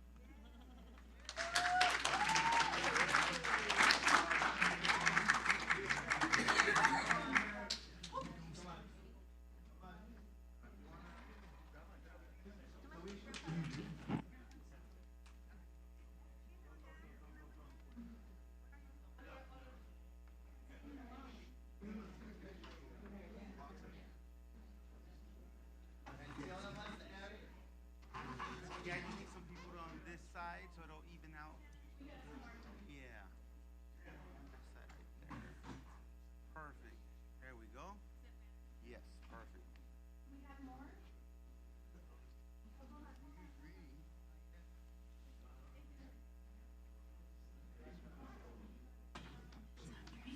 All right, ready? Here we go, and in 3, 2, 1. Stay there. 3, 2, 1. All right.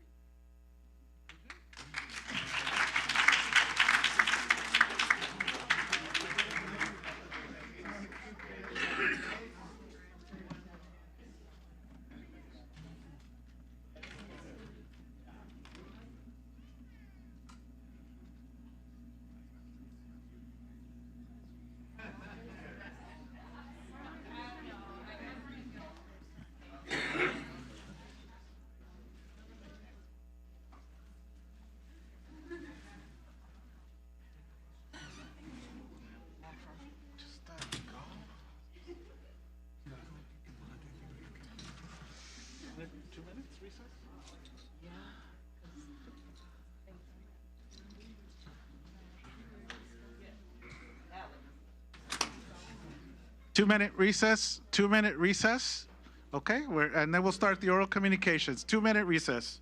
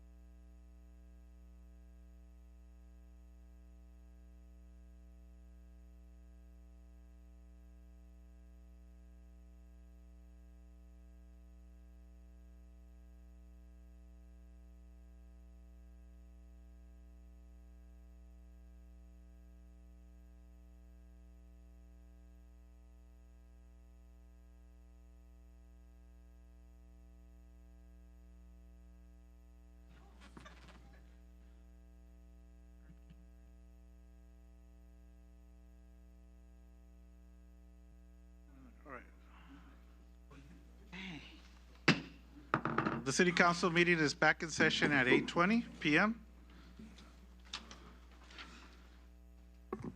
Madam Clerk, the guidelines for public comment, please. Pursuant to Government Code Section 54954.3, all remarks should be addressed to the City Council as a body and not to any individual council member. During public comments, speakers shall have 3 minutes to state their business. The Brown Act prohibits the City Council from providing a detailed response or acting upon any items not contained on the agenda. The governing bodies as a body shall have the discretion at the close of public comments to refer any remarks to the city manager for study, investigation, report, and/or recommendation. One written communication was received and was supplied to all council members and shall be posted on our website as well. Can you describe the nature of that communication, please? This is regarding traffic engineering department, and there's a lot of detail in it regarding Holly Glen Elementary School. There's something that's happening close to that. I'll let you all. Okay, sounds good. Thank you. All right, we have a couple of these. Samantha Klein.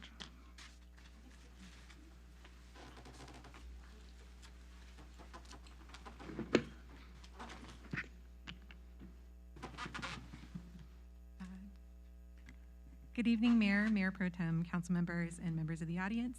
My name is Samantha Klein, and I'm the Community Library Manager at Wiseburn Library. I'm here to invite everyone to join LA County Library's Summer Discovery Program, our annual celebration of reading and curiosity that encourages people of all ages to read and learn all summer long. This year, the program will run from June 1st to August 9th. The library will offer both an online and paper version of our reading game, which encourages participants to meet various reading and exploration goals. Participants who complete the game will have an opportunity to win prizes. At Wiseburn Library, I have a lot of books I would love to give away this summer. We also have a drawing for family 4-packs of Raging Water tickets for people who have completed the game before July 15th. To complete each game card, you'll just need to write down the 6 book titles that you've read or completed activities from our activity list. Then you can turn in the game card at any LA County library for a prize. At my library, I do have some small prizes for adults for every game card completed, and at all LA County libraries, completed game cards by adults will be entered to win weekly drawings as well. We will be also hosting various in-person programs, activities, and more for all ages. For example, at Wiseburn Library, we have several upcoming events, including block printing for teens on June 17th at 12:30, Mirror Paint Animals for kids on June 23rd at 12:30 p.m., and a 5-week series called Create and Explore Preschool Art every Thursday in July right after we open at 10:05 a.m., where preschool-age children are invited to practice their fine motor skills in a series of art activities designed to help them feel a little bit more prepared for kindergarten. The Create and Explore series does require parents or caregivers to register only the participating child, so we have enough materials prepared, and that program will be up for 15 children per week, and we'll have even more events for children, teens, and adults this summer. Thank you. Thank you, ma'am. Jael Urban, please. Hello.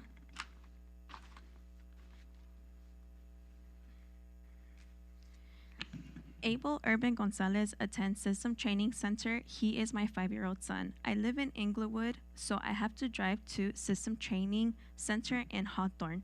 Implementing parking meters will affect me in the long run, having to pay for parking. Over time, it will discourage me from coming to this establishment, which I know System Training pays its revenues to the city of Hawthorne that benefits your pockets. Like this establishment and other small businesses will hurt from your actions. To implement parking meters, I request you match the median of the 1 hour free parking and 75 cents after that per hour. I would like to know, when will the pilot program end, and what are your criteria you are using to see if this is successful or not? Oh, we can't respond to that, but we'll take your comments into consideration for anything in the future, okay? Sorry, and one more thing. Just the same way you guys see the lightweight champion lady that was here, my son could probably represent the city of Hawthorne as well, so I would really like you guys to reconsider. Thank you so much. All right, thank you, ma'am. Thank you for sharing. Pat Donaldson? Good evening, Mayor, Mayor Pro Tem, City Council, and everyone in the audience. Patricia Donaldson, President and CEO of the Hawthorne Chamber of Commerce. Three things. Number one is September 2nd, we're going to have our backpack giveaway at Kornblum, and the backpacks will be filled with all the supplies that children will need, and it's for all low-income children. So I hope that people can donate pencils and paper and things like that for the backpacks. And then September 28th, we have our golf tournament at Rio Hondo. And already, we just sent out the notice on Monday. We're already getting people saying that they want to be involved and be a sponsor. So we're really happy for that. And then the last thing is we've received at the chamber over 100 phone calls and petitions about the pilot program for parking. And it's really hard on the chamber to get all these phone calls for the pilot program. So I know that all these people right now are against it. So I hope that, according to everyone, that it doesn't go through. Thank you. I hope you could provide us with those names and numbers of those calls so that we could maybe reach out to them. Thank you.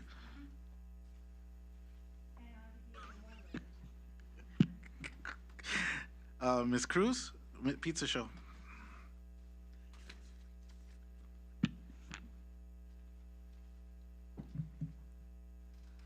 Hello again, Honorable Mayor and all the honorable members present here and the public here. As we've been talking about the parking meters now being in place on the streets in Hawthorne, we have noticed a lot of customers asking us if they already had to pay, and also it has been our sales have been decreased since the date they've been put in place, even though they're not working. So we just hope it doesn't affect too much our businesses, and not only me, not only our businesses, all the small business owners that is in the Hawthorne Boulevard. As you know, some of us don't have a private parking space, so all rely on the parking street.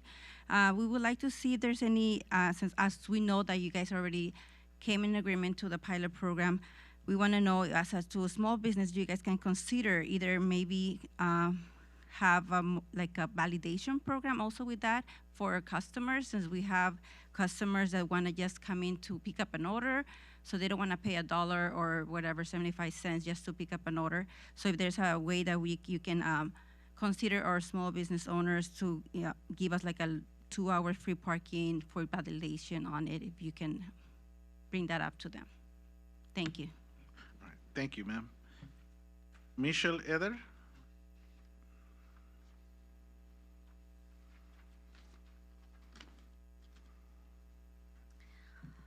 Good evening, Mayor Vargas and council members.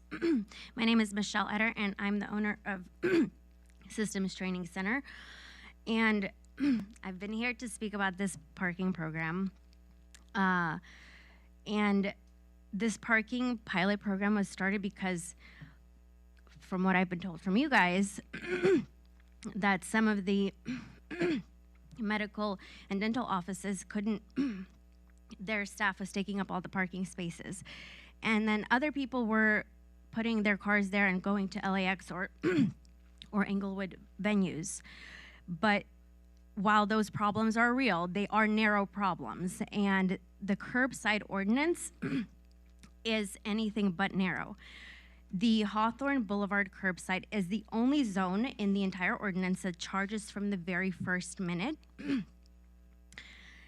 Every other zone gives an hour free. Curbside is capped at 2 hours, and other zones allow for longer stays. Excuse me. And cap out at $3 a day. So one stretch of street is where most of the small businesses are. Salons, gyms, studios, and they get the harshest rules of the city. This falls hardest on families, students, and people with limited incomes. At our gym, parents come several times a week.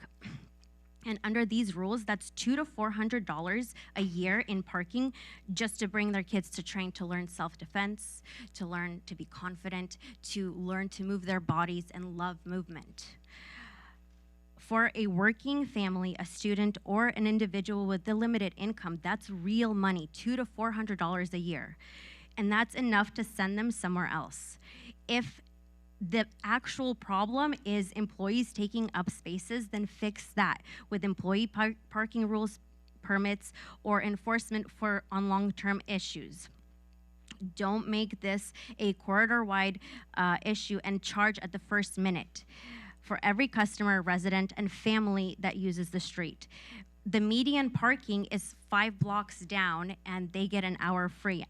I'm asking you guys to match that.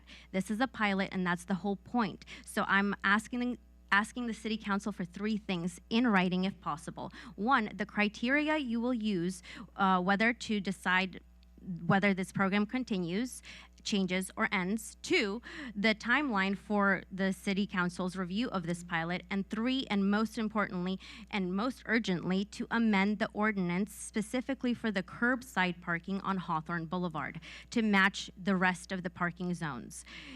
Put this on the agenda for the next hearing and vote to amend the current rates. As you could see, I'm gonna finish up, I promise.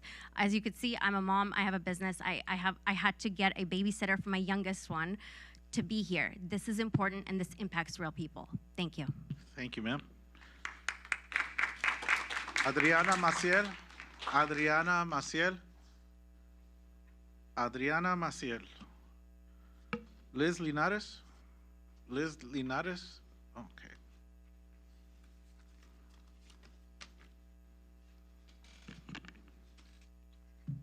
Hello, my name is Liz. Good evening, Mayor and council members and residents. My name is Liz and I'm a Hawthorne resident. I am here tonight to voice concerns regarding transparency, accountability, and public participation in the city's spending and vendor selection processes.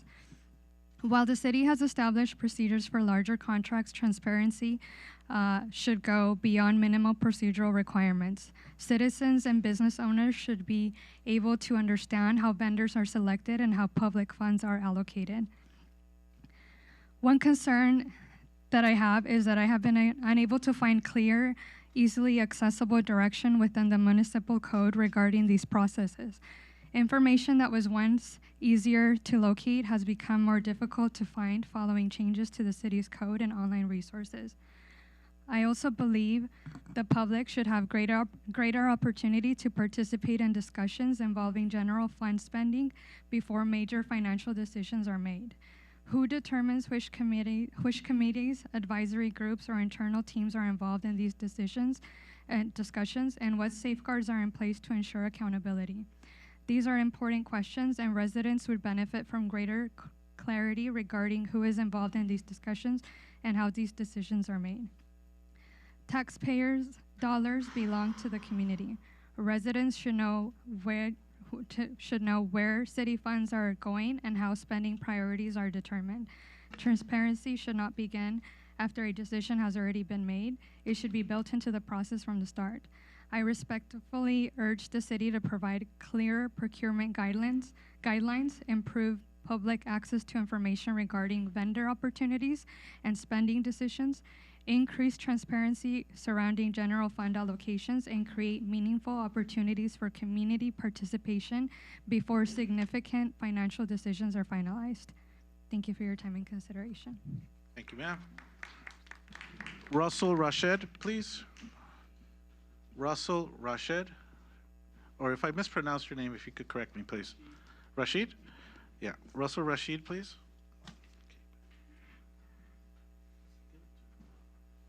Hello, Mayor and council members. My name is Russell Rashid. I am actually a resident of Inglewood, but my entire family attends Systems Training Center with my children and my wife. We heard about the parking situation, and we spend 5 to 6 days a week going to this place. If we have to pay every single time we park out front, it's going to impact us. When we're done with the gym, we eat locally. So we're going to all the restaurants in Hawthorne, and if we have to pay every single time we go to a restaurant after going to the gym, we're just not going to go to the restaurants. So this actually does impact a lot of people. I don't think you guys realize there's a lot of people at the gym. There's a lot of people in the community that this is going to impact. And I strongly recommend that you guys amend what you're doing with the parking situation. Thank you. Thank you, sir. Can I add something really quick? I'm his wife. Reset her. Can you reset her time, please? Yes, go ahead. I just wanted to say, because I've been a member at the gym since July of last year, and 2 years ago I had a stroke and brain surgery.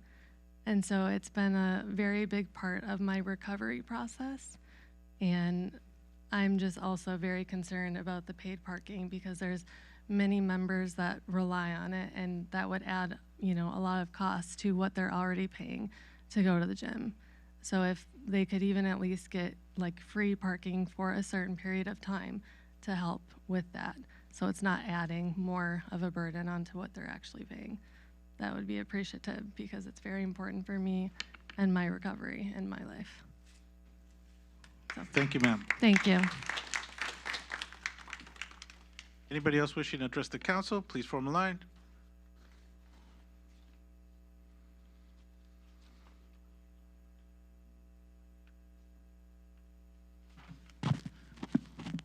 Hello, good evening. Ruben Sanchez. I'm with the North Hawthorne Community Association. Good evening, Mayor, council members, residents. I wanted to come up here and thank you for the mural. It was a very nice display that we watched today. Like I said, beautification with a purpose. That's what it was today. And also thank you for, I know I haven't been here for a while, for Eucalyptus Park, the upgrade, much needed. Residents appreciate that very much. On that note, I wanted to, well, not on that note, I wanted to speak a little bit about, that was brought to my concerns that were brought up to us. Actually, it was from last year. I just kind of held back a little bit to see if it was going to be modified or helped or done something about it. But we have received reports about the telehealth vans being parked in the back of the town. What's it called? The Sweets Towns here next door. It's been there since the last year. 2 telehealth vans. Here are the photos. I just went over there. I didn't believe it. I didn't say, how can it be there since last year? Photos of the telehealth van.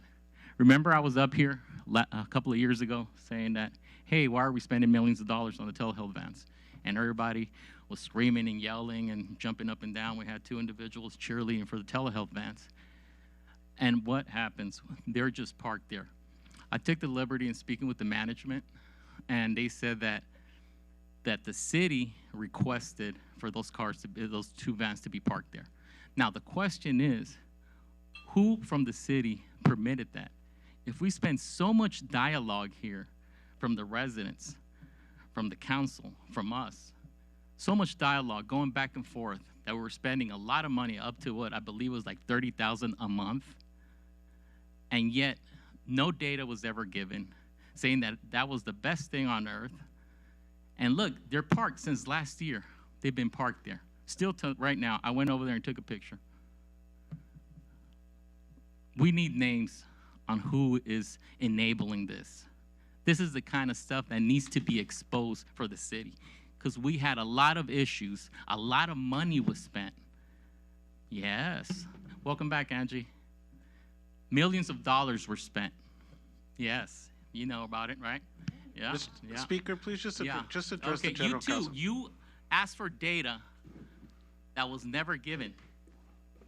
You requested for data. You moved forward. Everyone moved forward, except for you, Faye, because I know you're new.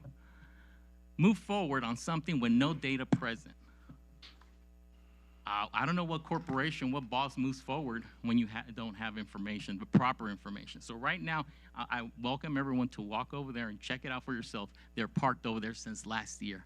That is very sad. We spend millions of dollars, money that could have gone to children, money that could have gone to our elderly, and money that could have gone for safety for the city of Hawthorne. Thank you very much. Have a good night. Thank you.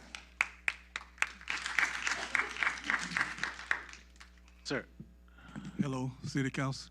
My name is Charles, and I've been living in Hawthorne for 40 years. And I've been living back here on 126th Street for 35 years, the same place.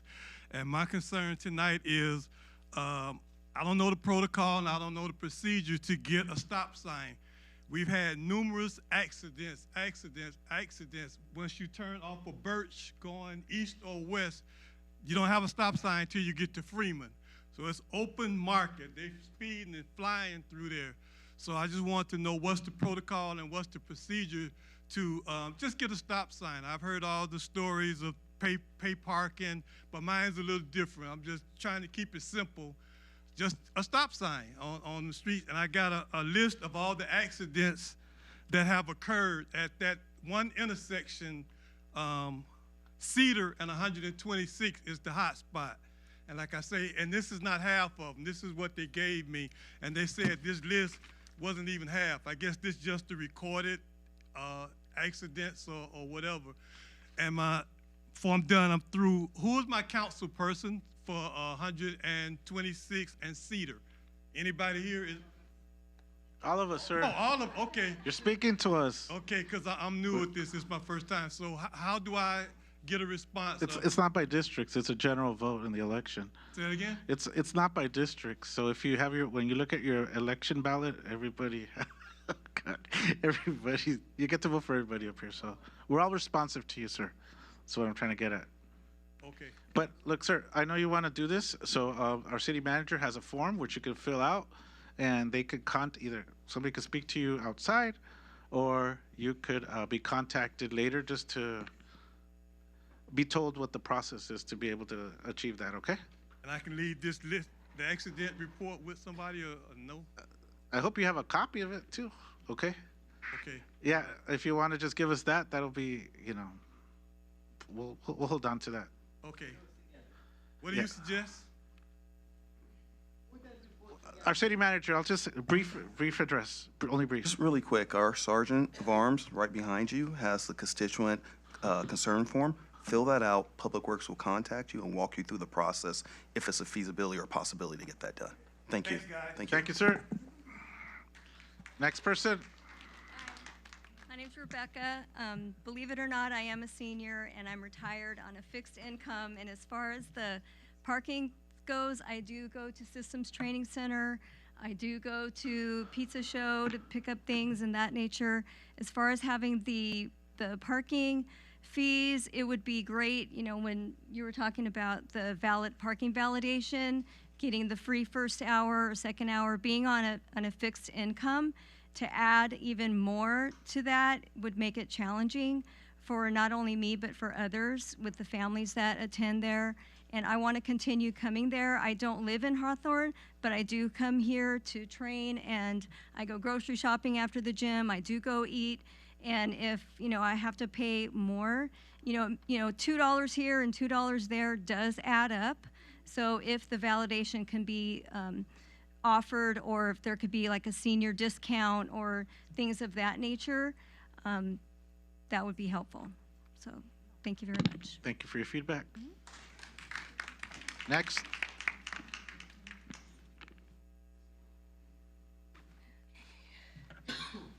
Good evening, Mr. Mayor, council members, city staff, neighbors. And now for something completely different. I have some announcements about some areas that can be of help to veterans who live in Hawthorne and their families. There is a new publication that's out, and unfortunately, I only have a limited number of the initial handout with this. So there's 5 of them, and so if you would be so kind as to give them to each one of the council members. And then I do have enough of the May issue for each of you up there. Basically what this involves is that most of the veterans who live here in Hawthorne get their medical treatment at the West LA VA Hospital, which is 12 miles up the road from here. And because we've had some quorum problems with our Veterans Affairs Commission, we haven't been able to get the local information out to our local veterans to the degree that I wish that we could. So these publications are going to give a way to get some of that information out. I will be up at West LA tomorrow and will hopefully be picking up the June issue. But you will notice in here that there is a full map of the campus on the inside, and there's also a full schedule of the events that go on there every month. And these are pretty much a standard schedule. So every Monday, for example, from 11 a.m. to 2 p.m., there's a peer center where they have what they call a bunker social. And there's music, they give away free food, there's access to service officers to file claims to upgrade your disability ratings or whatever is necessary for that. There's also on Mondays a women's veteran social from 5 until 6:30 p.m. also in the Peer Center. On Tuesday, there's paint and snack artistic meetings from 12 to 2. There's AA meetings. There's a rainbow meetup meeting. On Wednesday, there's produce giveaways. So any veteran can go up to parking lot 7 and get a large box with fresh fruits and vegetables, all at no charge. You just bring your veteran ID. There's also a computer support group with that at the Peer Center, and also on Wednesdays, there's a movie night. On Thursdays, they are doing a lot of work on the Japanese garden. People are learning to do gardening work there, and it's a beautiful, serene surrounding where people can basically commune with nature and get away from the noise and the tumult that we have in the city as much as we do. There's also a Veterans Garden produce giveaway where they give out the produce that the veterans are farming on the property there. There's also a cooking class for whole health that's available to anybody. There's bingo, there's game day, and there's a writing workshop. Also, there's mosaic classes, a produce giveaway on Friday, all kinds of activities at the UCLA baseball stadium, and other activities that are listed in here. So even though this is the May issue, the events that are talked about in this are happening in June and July and onward. So this is the second issue of this, and you each have one now. I'm going to put the rest of the ones that I have from the May issue out on the table outside, so any of the members that have veterans in the family can sign up. All of this is free, and this will give you a lot more of the information so that you can find out where the resources are for our Hawthorne veterans Sorry, and your their time families. is up. Thank you. These will be on the counter outside.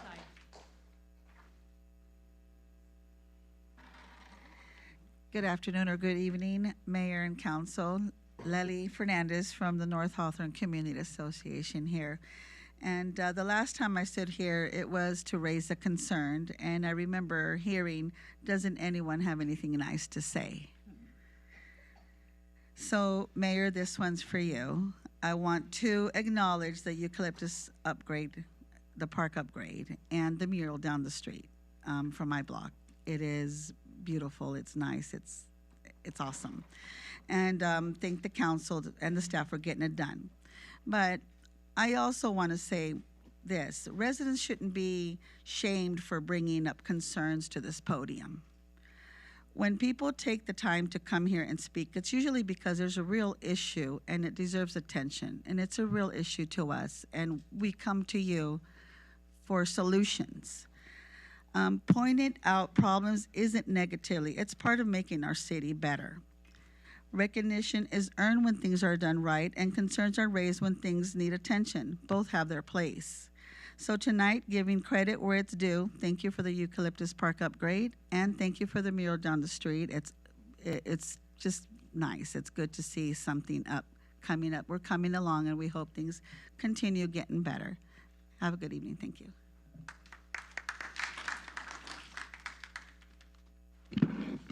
Anyone else wishing to address the council? If not, I declare oral communications, public comment close ordered. Let me take a look here. Let's see. Okay. I'm going to move item 31, 32, and 33 up. No objection? Yeah. Yeah. Okay, no objections. I think we majority concede.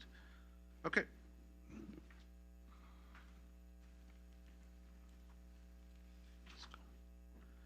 All right, thank you.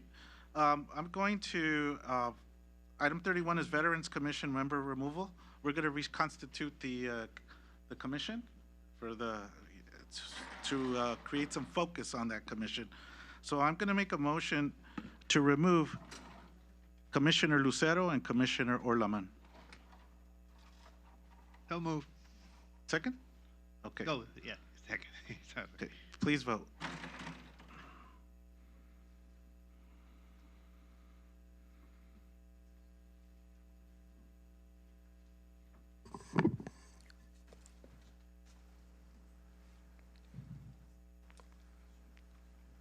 The votes are in. The voting reflects mayor and council voting yes.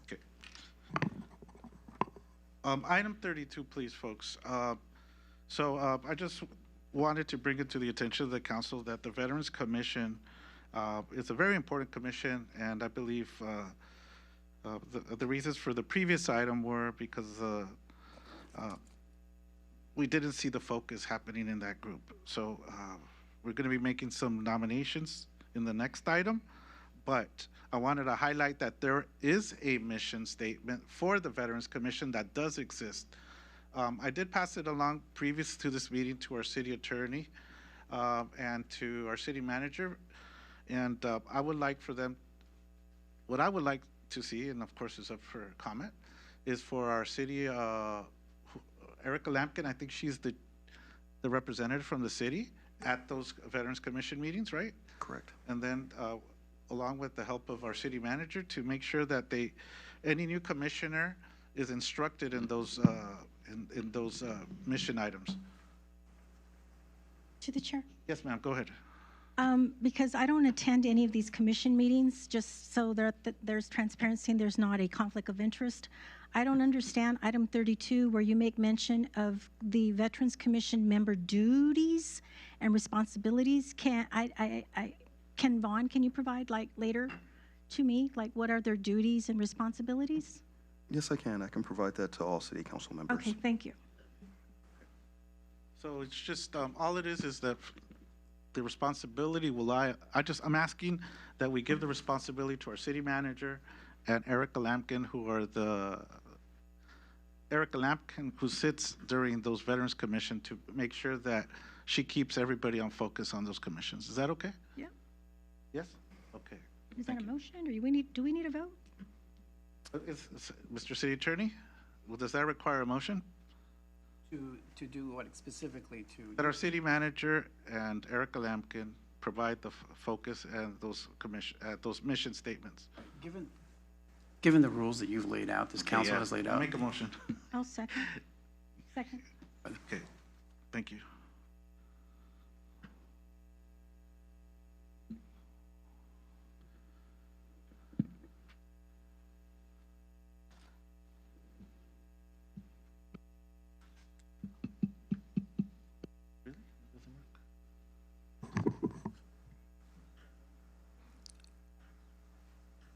The votes are in.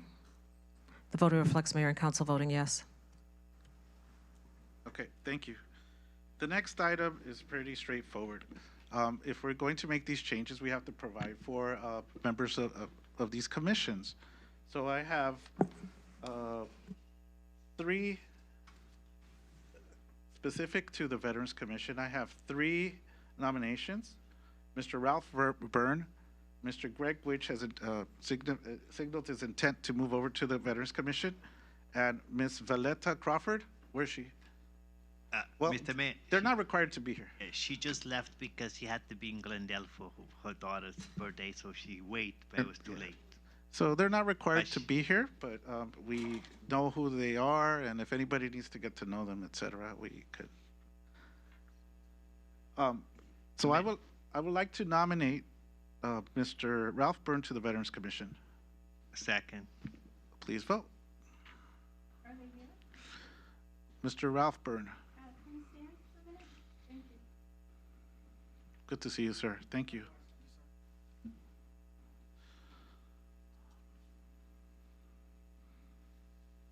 If everybody could vote accordingly, however they would like.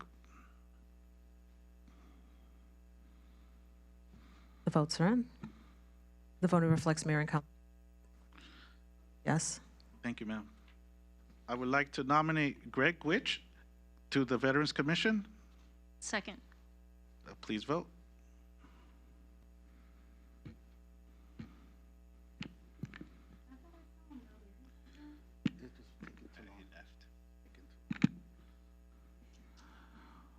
The votes are in. Voting reflects mayor and council voting yes. Thank you, folks. And then I would like to nominate Valletta Crawford to the Veterans Commission. Second. Please vote.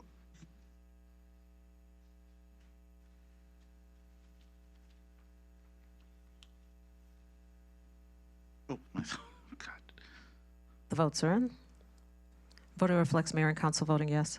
So I would like to highlight that this is all subject to the backgrounds and to any determination of conflicts of interest. Is that fine? Did I state that correctly, Mr. City Attorney? Yes, yes, you did. Just to. Okay.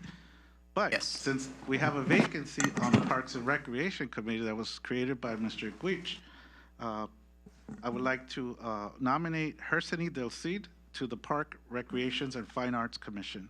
Second. Please vote. The votes are in. Voting reflects mayor and council voting yes. Thank you, folks. And Carol Steinhauer remains on the Veterans Commission, so there's a group of 4. So there's more than enough room for a quorum to take place. So, all right, thank you, guys. So let's return to our city clerk's consent calendar. Mr. Mayor, I have 4 items on the city clerk's consent calendar, items 9 through 12 for your consideration and approval. Item 9, the Director of Finance requests approval of the warrants. Item 10, approval of waiver of full readings of resolutions and ordinances on Tuesday, June 9th, 2026 agenda. Item 11, resolution number 8606, a resolution of the City Council of the City of Hawthorne, California, approving and adopting the annual budget for fiscal year 2026, 2027. Item Sergeant at Arms, can you please take a look? Make sure we're safe in here. Just a moment. Okay, go ahead. Item 12, resolution number 8607, a resolution of the City Council of the City of Hawthorne, California, adopting an appropriation spending limit for fiscal year 2026, 2027 in compliance with Article, I don't know my Roman numerals, but of the state constitution for adoption. That's 13B. What is that? 13B. Is that 13B? Yes. Okay, thank you. 13B of the state constitution for adoption. I move. Second. Please vote. Oh, hold on. Cancel that. There we go. The votes are in. Voting reflects mayor and council voting yes. Ordinances. We'll now proceed with the ordinances. Could you please read that one, please?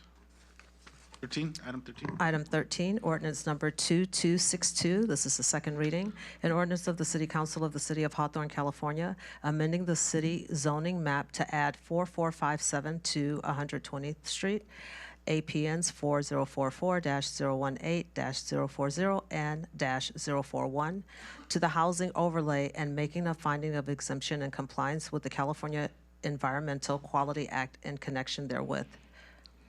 Recommended motion to adopt ordinance 2262. This is a second reading, so I'll make a motion. Second. It's been moved by myself, seconded by Councilwoman English. Please vote.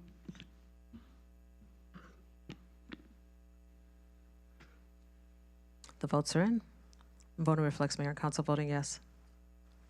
We have item number 14. Item 14, now is the time and place for a public hearing and introduction of ordinance 2263, reorganizing the chapters of Title 17 of the Hawthorne Municipal Code, adding statutory language related to affordable housing and deleting several obsolete chapters, and making a finding of exemption in compliance with CEQA in connection therewith. No written communications were received. I'll open up the opportunity for oral communication, public comment on this item.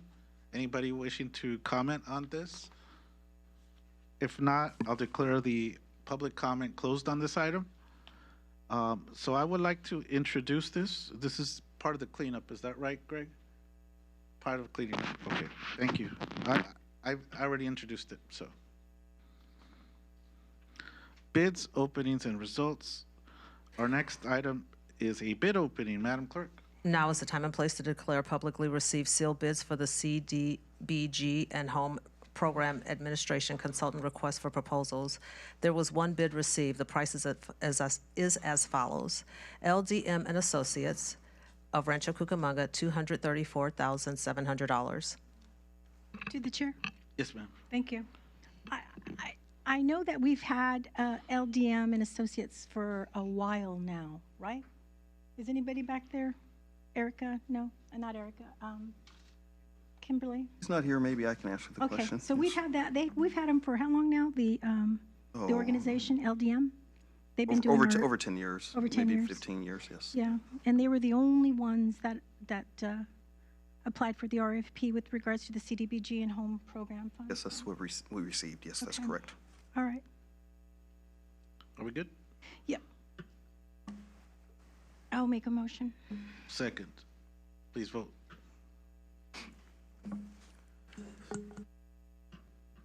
Wait, if this is just to refer, we're not voting on the selection, we're Yeah, just there's no referring- votes. This is just for staff to study. One bid we receive, we will study it, and bring it back for recommendation. All right, thanks for the clarification. No problem, thank you. Oh, so you're not requiring a vote, Mr. City Attorney? No, okay. It was just listed as such. Public hearings, Now- Madam Clerk, Now 16? is the time and place for a public hearing approving the annual engineer's report confirming the assessment diagram and assessment amounts and authorizing the levy and collection of assessments for improvement of the street lighting system, Landscaping and Street Lighting Act of 1972 for the fiscal year 2026-2027. The recommended motion, staff recommends that the City Council open and close the public hearing and approve Resolution 8606. No written communications were received. Okay, so anybody would like to speak on this item? If not, I'll declare public comment on this item closed so ordered. I made a motion. Do we require a vote on this, sir? Yeah. Okay. I move. Second. Please vote.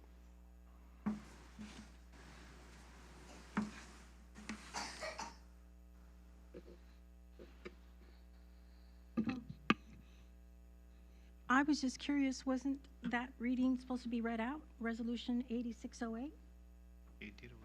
It was not read out. It was just talked about. Oh, okay, no, so, sorry, sir. Excuse me.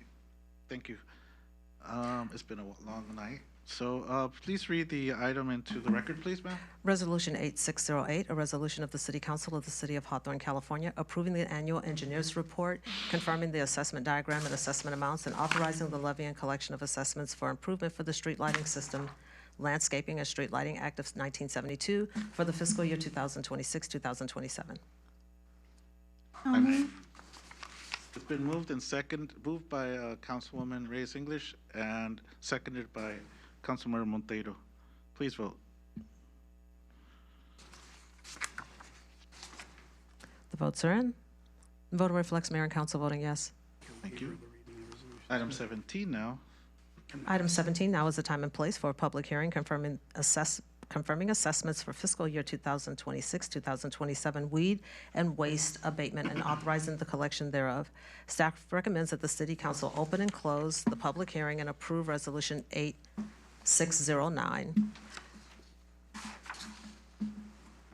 Resolution 8609, a resolution of the City Council of the City of Hawthorne, California, confirming assessments for fiscal year 2026-2027 weed and waste abatement and authorizing the collection thereof. So the resolution has been entered into the record. Is there anybody that would like to comment on this item? If not, I declare oral public comment on this item close ordered. The item has already been read into the record, so I make a motion. Second. Please vote.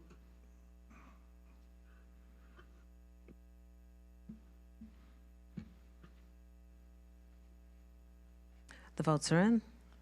Vote reflects mayor and council voting yes. Thank you, ma'am. Item 18. Now is the time and place for a public hearing adopting the City of Hawthorne's 2025 Urban Water Management Plan and authorizing its filing with the California Department of Water Resources. Recommended motion, staff recommends that the City Council open and close the public hearing and approve Resolution 8610. Resolution 8610, a resolution of the City Council of the City of Hawthorne, California, adopting the City of Hawthorne's 2025 Urban Water Management Plan, UWMP, and authorizing its filing with the California Department of Water Resources. Is there anybody that wishes to have a public comment on this item? If not, I declare the public comment part closed on this item. The resolution has been read into the record. Do I have a motion? So move. Second. It's been moved and seconded. Please vote. The votes are in. Voting reflects mayor and council voting yes. We have another item, 19, please, ma'am. Now is the time and place for a public hearing adopting development impact fees, approving the development impact fees nexus study, and establishing an effective date pursuant to the Migration Fee Act, Government Code Section 66000.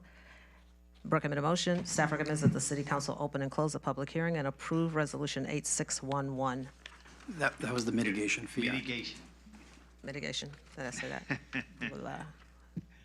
Resolution number 8611, a resolution of the City Council of the City of Hawthorne, California, adopting the development impact fees, approving the development impact fee nexus study, and establishing an effective date pursuant to the Migration Fee Act, Mitigation Fee Act, Government Code Section 66000. Okay, thank you, ma'am. Is there a public comment on this item? If not, I declare public comment on this section closed. So ordered. The resolution has been read into the record. I made a motion. Second. Been moved and seconded right here. Thank you. Please vote.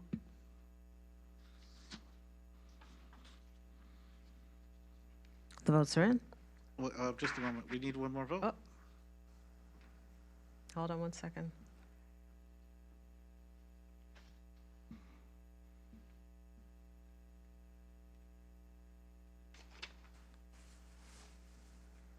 The votes are in. Voting reflects mayor and council voting yes. Now we have general matters. Item 20, receive and file investment activity agreed upon procedures report. Recommend a motion. Staff recommends that the City Council receive and file the agreed upon procedures report regarding the city's investment activity for the period November 1st, 2022 through November 30th, 2025. I make a motion. Second. Please vote.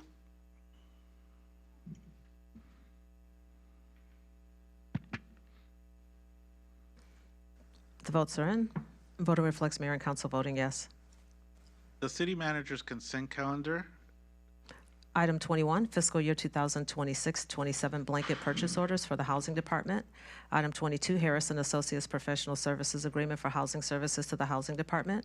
Item 23, agreement between the City of Hawthorne and Kimley Horn and Associates for design services for Crenshaw Boulevard Improvement Project, Crenshaw Boulevard and 120th. Item 24, agreement with Progressive Solutions Incorporated for business license software. Item 25, amendment to the professional services agreement between the City of Hawthorne and Harrison Associates. Item 26, public safety enterprise communication use agreement for interoperability use between the City of Hawthorne and the County of Riverside. Item 27, progress payment number 15 in the amount of $498,608.11 due to PCN3 Incorporated of Los Alamitos, California for the City of Hawthorne New Senior Project, Project 24-03. Item 28, side letter of agreement between the City of Hawthorne and the Hawthorne Municipal Employees Association, merit pay. Item 29, side letter of agreement between the City of Hawthorne and the Hawthorne Police Civilian Association, merit pay. Mr. Mayor, that concludes the city manager's consent calendar. May I have a motion to approve items 21 through 29? I make a motion. I have made a motion. Councilwoman Manning has seconded. Please vote. The votes are in. Voting reflects mayor and council voting yes. Okay, thank you, folks. All right, good. We're moving on to, let's see, we already did 3 items on the, we did multiple items on the action discussion item list, and we have 3 discussion items. Okay, so. Mayor, you did skip over the city attorney consent calendar. There were no items, but I just wanted to let you know that. Okay. We can't forget our city attorney. Oh, wow, man, okay. Everybody. Yeah, it's the process. There are no items on our city attorney's on the calendar for our city attorney. Why? Because he takes care of business. All right, there. He even. That's what you wanted me to say, right? Okay. Process, yeah. Wow. All right. So I'll start off with the first one, and this one's a really.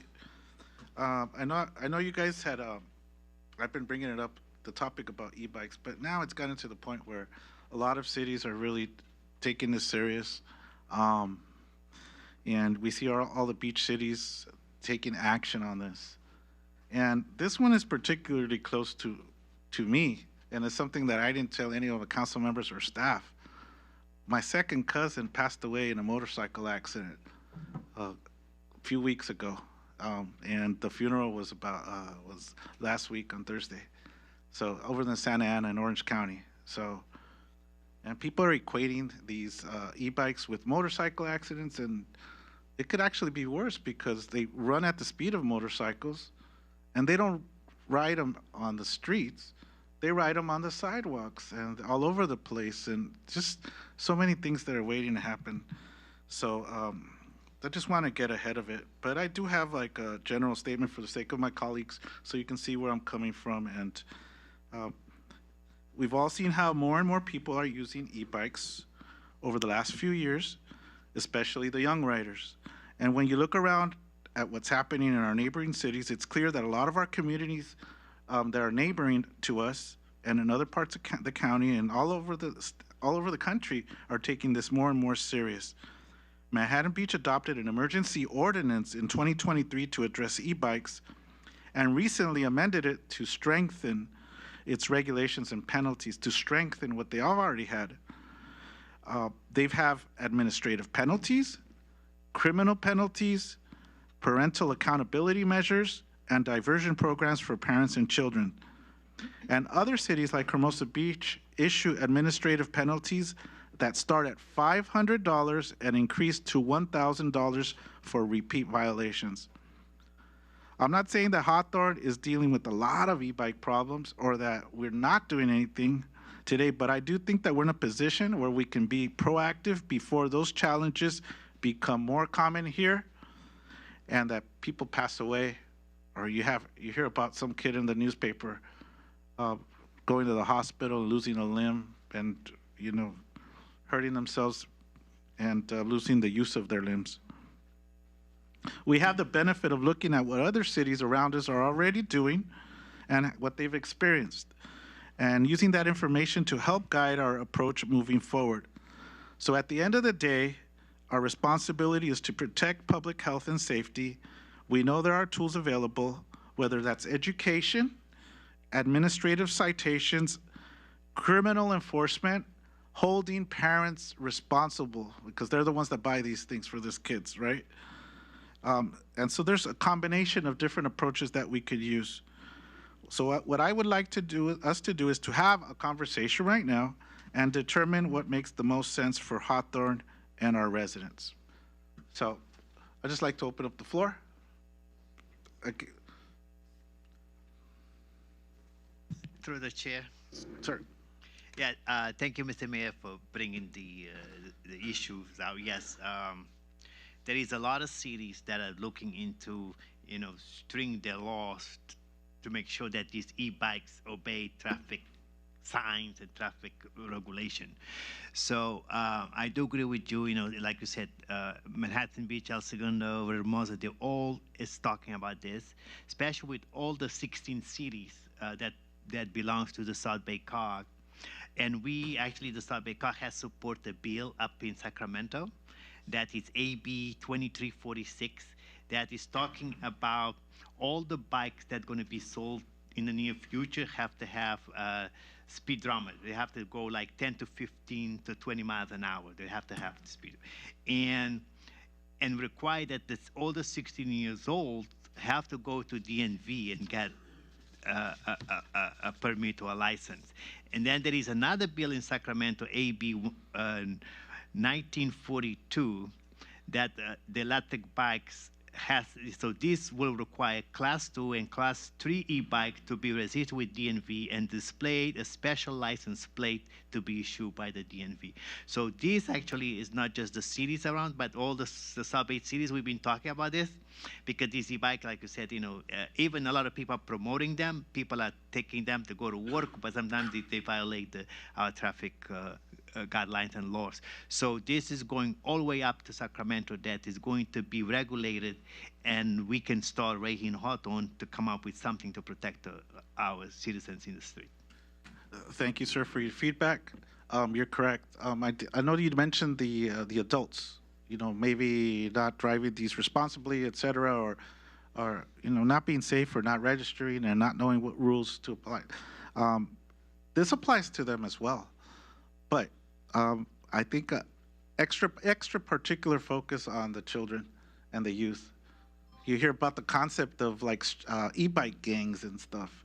I'm aware of, I don't want to use anybody here, but there's individuals here within our city hall that have mentioned to us that in Santa Barbara, like every week there was new like flowers and little mini memorials in different corners of Santa Barbara where kids were killed, with these e-bikes.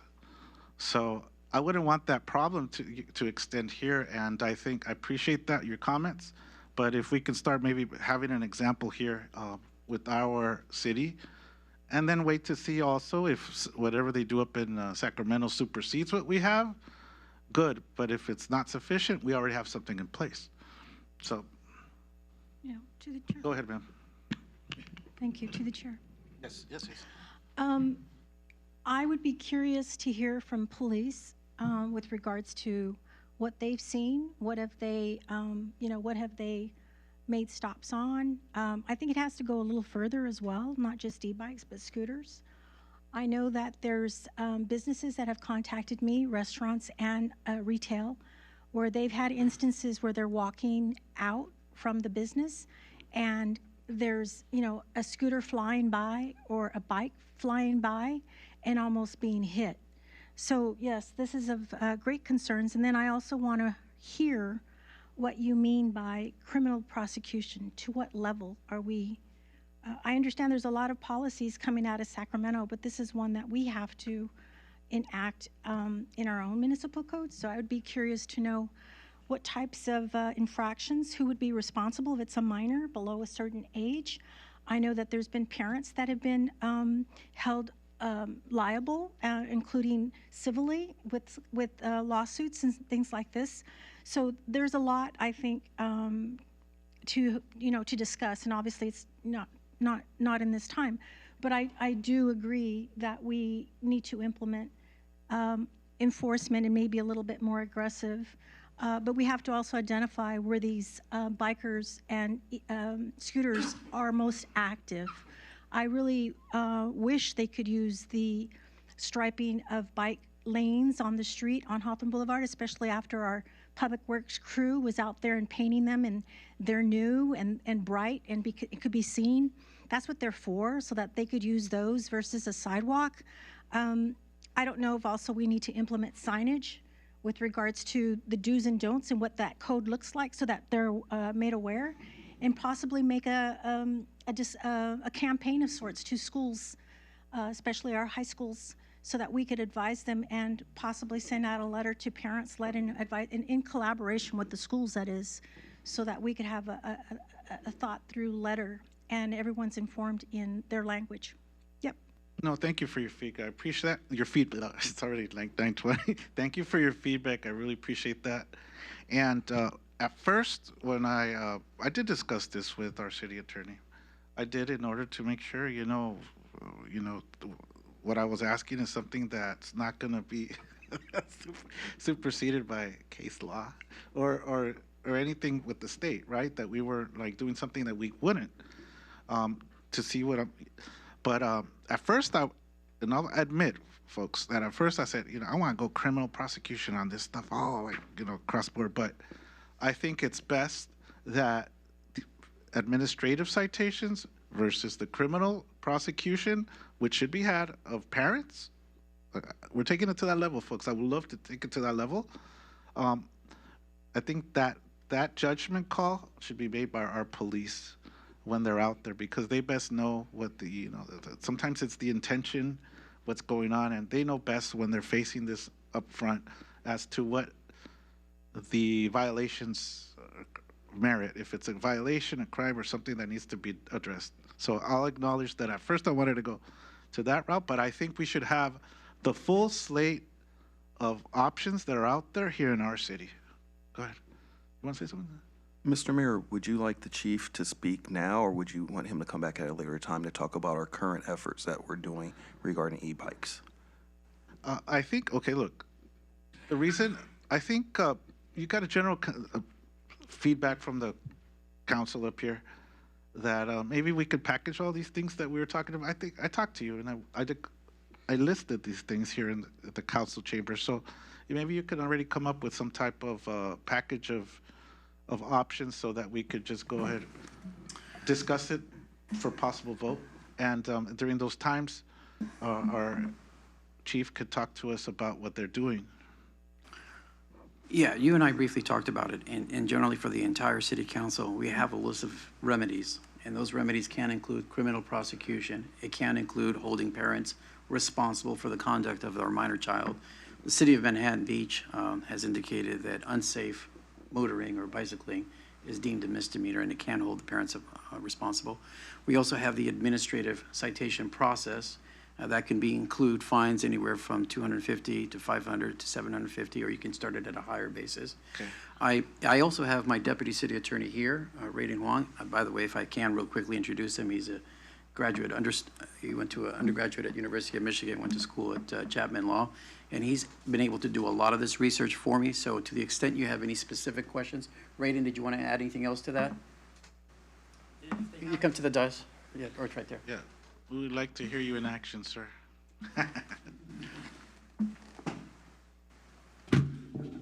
If you have any specific questions, I'd be more than happy to oblige. But I guess to give a general overlook, as you mentioned, having a discretion, Manhattan Beach is similar. So they're treating each separate incident as both something that could be a administrative fine as well as a misdemeanor. But at the end of the day, it is up to their discretion to see maybe we waive this in favor of diversion programs to make sure parents and children come together for education. So it seems that since their emergency ordinance in 2023, yes, they are trying to up the penalties, but they're also trying to make way more so for education, especially for the youth. So we can closely take a look at that. We can closely take a look at that and give you a further presentation as to what the city of Manhattan Beach is doing. Thank you, Attorney. To the chair. So having heard, I'm sorry, his name again? Mr. Wang? I'm sorry, Mr. Wang. Wang. Not to mess up. Okay. Raiden. You can call him Raiden. Okay, so, thank you. I might just want to just ask a general question. It isn't necessarily, to you. So when you talk about discretion, right? Leaving that, an open book, if you will, discretion. Who will ultimately make that discretion? Would it be, say, for instance, because you're going to have obviously a case, right, and or not, but if there's something that you would think that would be serious in nature, that would require, say, a closed session for recommendation and or, are those the type of discretions you're talking about, or you're just going to make a lateral decision and just let that be? Right. Generally, depending on the case, the report, the investigation that was conducted by either code enforcement or the Hawthorne Police Department, they will make referrals to the city attorney's office, and we can advise as to what would be the best remedy, either administrative or criminal prosecution. All right, thank you. And so, thank you, sir. Thank you. So I appreciate the feedback we're getting here. I've seen it almost happen to me, seen it to families. My second cousin passed away from this. It was an e-bike, those motorcycle type e-bikes, man. It was not like a motorcycle. I dug a little bit more. So it's like, didn't really see him often, but it happens. People pass away from this stuff, and I just wouldn't want this to happen here. So whatever you package up, sir, I just don't want to lose the teeth in this. I just, if we could just have, hey man, you don't mess around with this stuff, and then we could go to the schools and inform the schools. This is what could happen. We can have the public service announcements, the PSAs, on this, and it's not just like, please don't do this. No, this is what could happen at this point, and people won't be surprised. It's just here in the city of Hawthorne, we're going to have all the options available in it. The beach cities are taking this on. Some of the Orange County cities are taking this on, and we'd be bold enough to do it here and just hopefully save some lives. That's it. So, If the mayor can make a motion then. okay, I make a motion for the city attorney to fashion a, what would this be, ordinance? It would be an ordinance, yes. It would be a proposed ordinance as far as remedies, to provide the council with a list of remedies available. Yeah. Chair, Just, I thought this item would be under a directive. You can do it under discussion. It's been properly agendized as discussion. You can make a determination now. Yeah, because I was asking for everybody's comments and feedback, so that's why I thought it would be appropriate I to second your ask motion. your support here. I second your motion. Thank you. Please vote.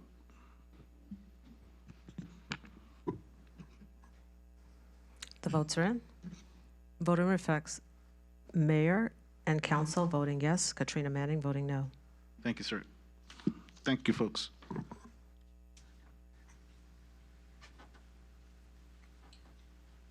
Transit occupancy tax, Montero?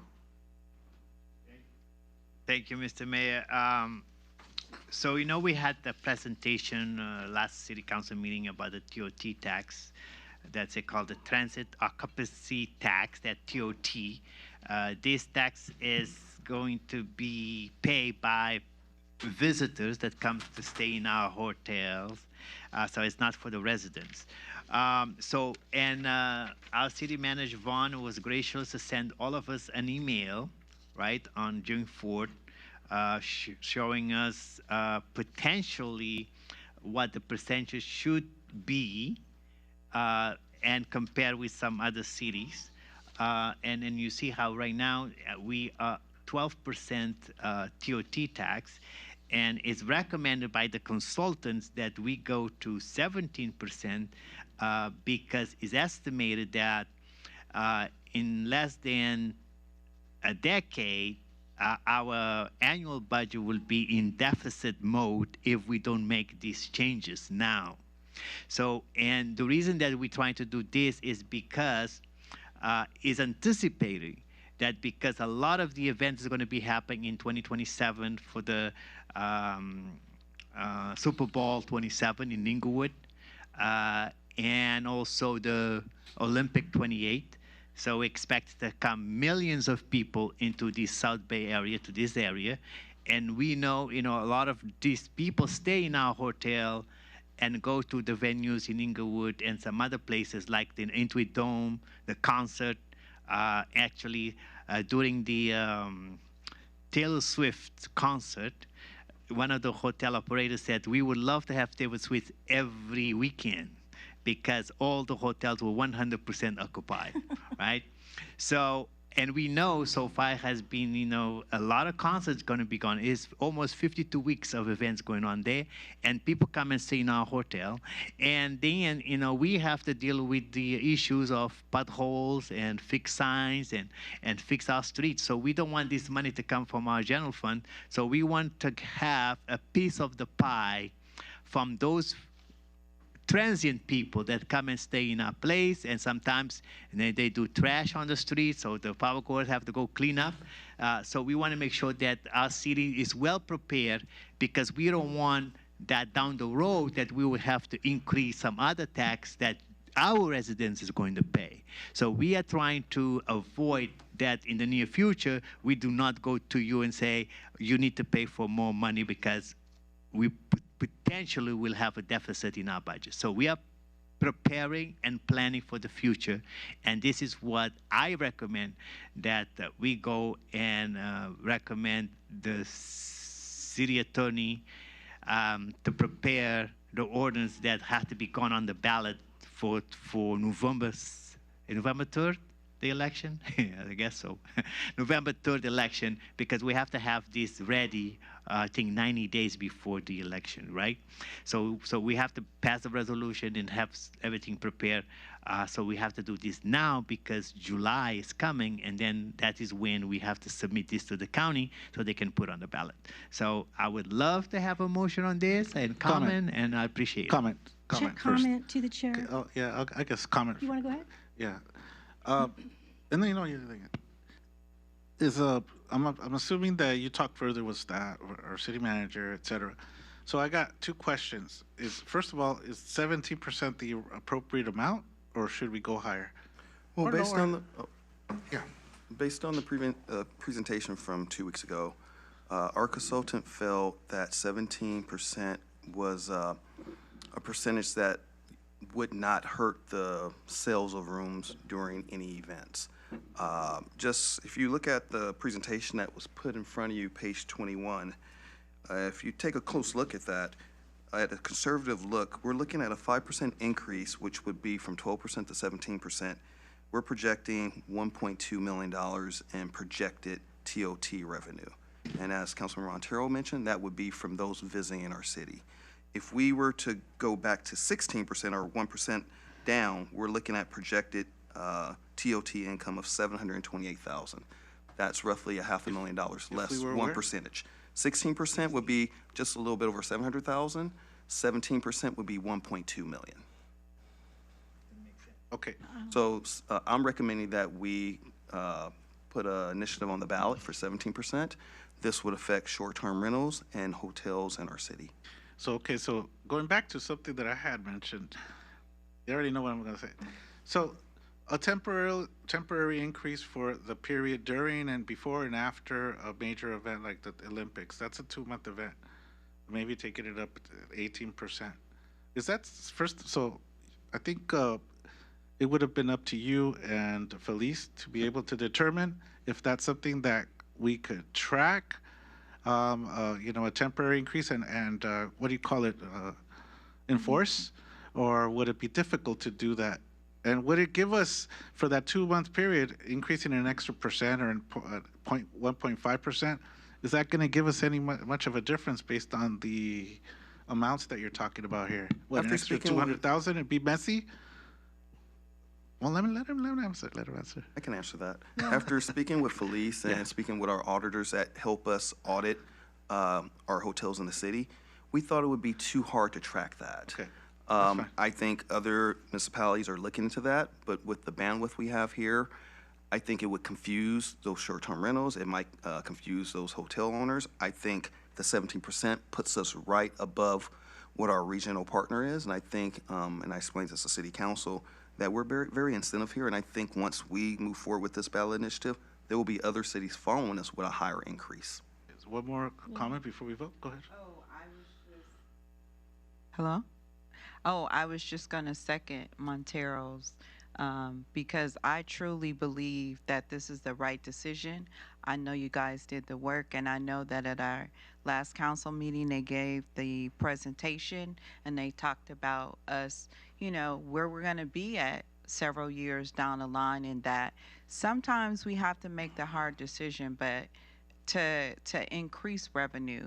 And I think this is a great opportunity for us to take advantage of all of the folks that are going to be coming in town over the next 3 years. So it's an opportunity for us to get revenue more so in these short periods of these next 3 years than we'll get in the years after. So I think it's really important that we move forward on getting this on the ballot as soon as possible because, who knows, we may not be here 10 years down the line, but we want to make sure that we're being physically responsible for the future and making sure that who's ever here, that the city is still being well taken care of and that revenue will continue to increase and that we don't have to go into our general fund and that not only do we find revenue this way, but we also find revenue other ways as well. But this is a great start. So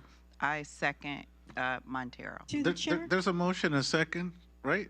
But Mr. City Manager. I just had one thing really quick to say. In 2018, the majority of the city council made a tough decision to raise our sales tax by 0.75.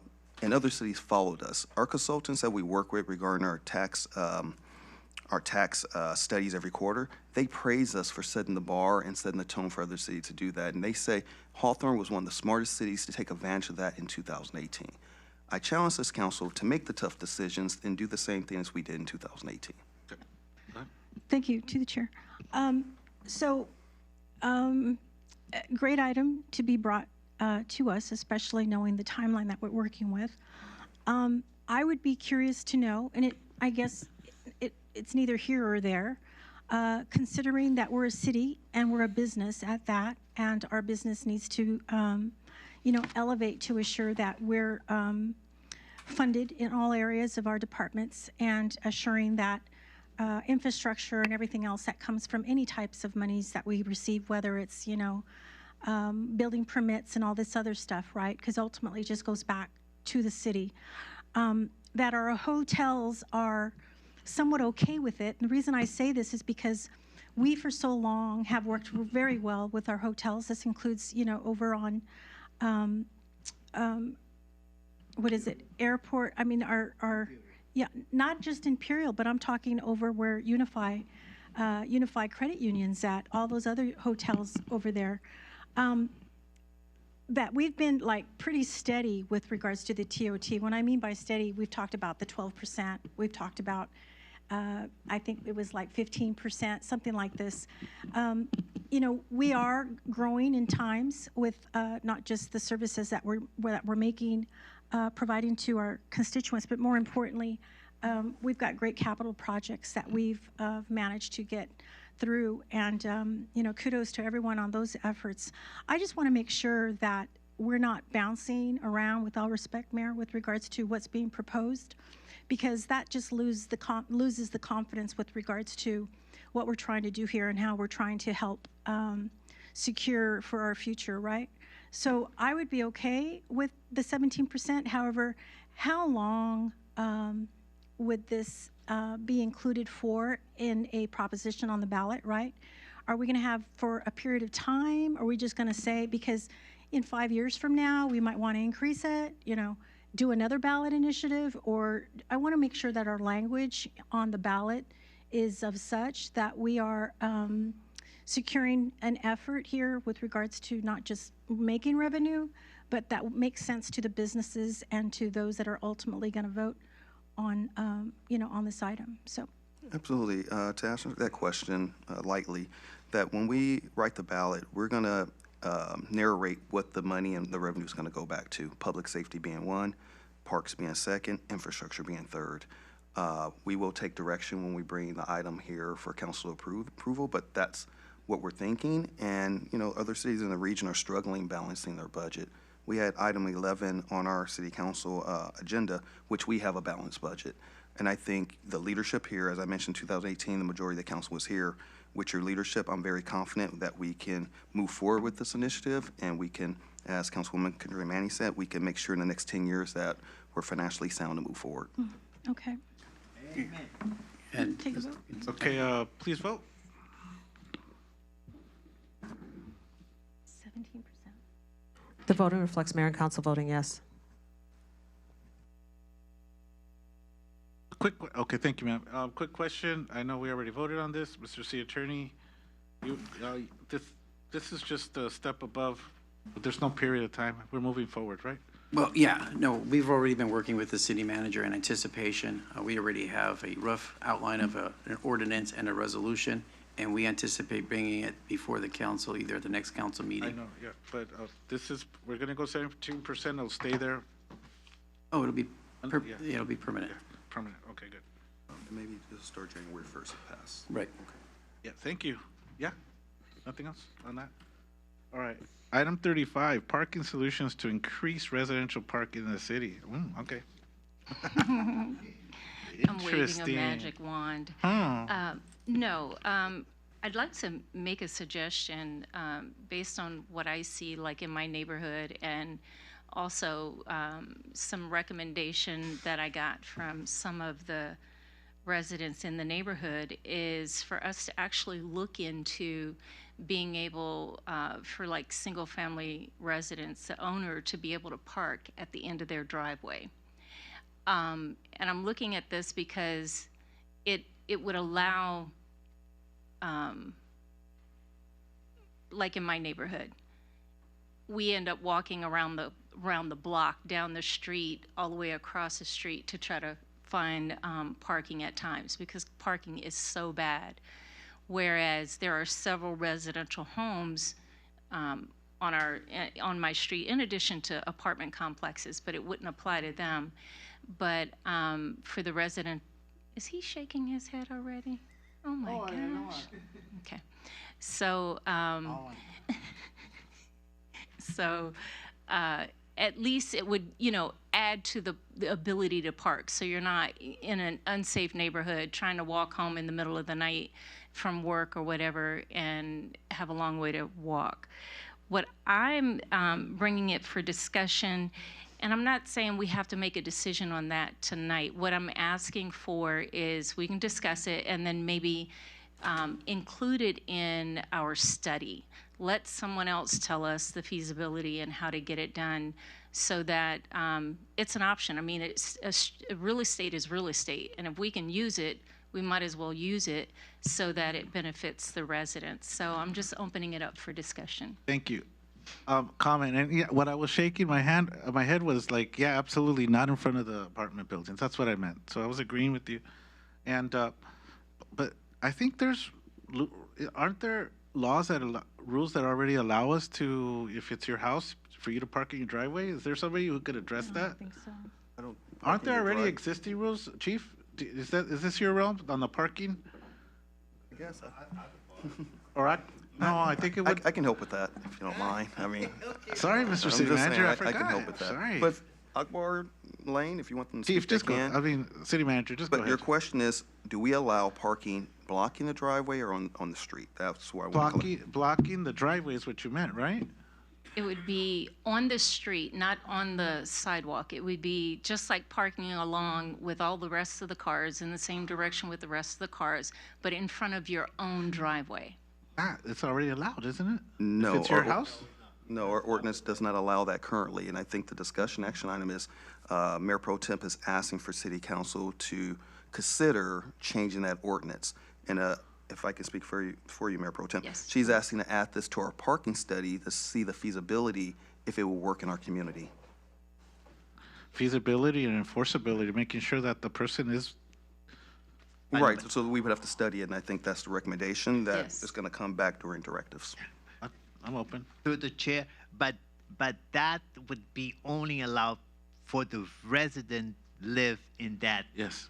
address, House. not Yes. for You're your talking about neighbor, house. not for your neighbor to go park on your driveway, and then you're going to be a fixed fight. I'll call Yeah. my lady over here. And it The wouldn't, champion. yeah, it wouldn't be for apartment complexes, and you can't block the driveway. Correct. Yeah. So If you don't yeah. own the driveway. So they will almost have to have, like, we would have to give them a special permit to park in front of their driveway, so there will be no confusion. So we do need that study to see if it's feasible that we can do that. Or even if it's allowed by the fire marshal, the fire department, state law, all those kind of stuff. To the Right. chair? You want to add? Go ahead. To the chair? Yeah. Yeah. I don't necessarily support that. I think that there's going to be potential issues with that type of parking. We already have, for instance, a constituent across the street that came over here and berated us with regards to his big old pickup truck and unable to park because he's oversized and doesn't have the right size parking for him, had to park somewhere. I mean, this is just going to be something of potential issues for the city, and I think it could ultimately cause for some concerns, especially liability. We have fire hydrants that you can't park in front of. You still have cars that are doing it. You still have the issues of it happening anyway. And then you're going to have, say, for instance, a feasibility study to see whether or not it's even feasible. I think it's just setting us up for something that we don't see coming, but ultimately I wouldn't support something like this because, again, you're not for certain who's the person that's parked there. You don't know the situation with regards to the resident.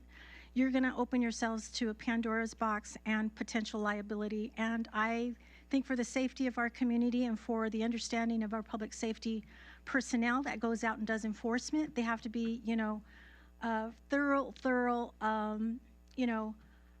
thoroughly looking at what is acceptable, what's not acceptable. And I think you're just setting them up to not understand exactly what we're potentially looking to do, and I just wouldn't support it.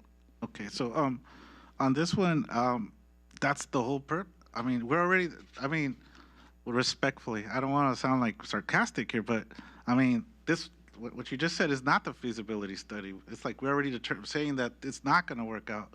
The whole purpose of a feasibility study is to determine if it will work or not. And if it doesn't work, it'll all cancel, it'll all zero itself out. So we'll find out with the feasibility study. So I think it's worth taking it through a motion, like any idea that any of us have, just to be able to see how it pans out.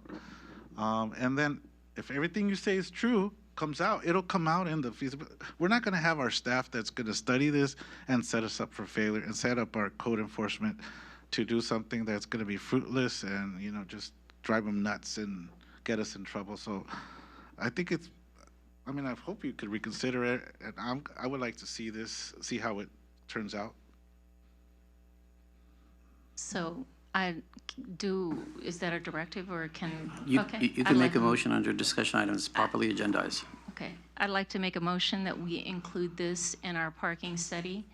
And I think you and I, through our discussions, you understand what it is I'm saying and see how that turns out and bring that back with the study. Is there a second? I second. Okay, please vote. It's not, so we need to find out if this will work or not. If it doesn't, it doesn't. The votes are in. Voting reflects Mayor and Council voting yes, Katrina Manning and Angie Reyes English voting no.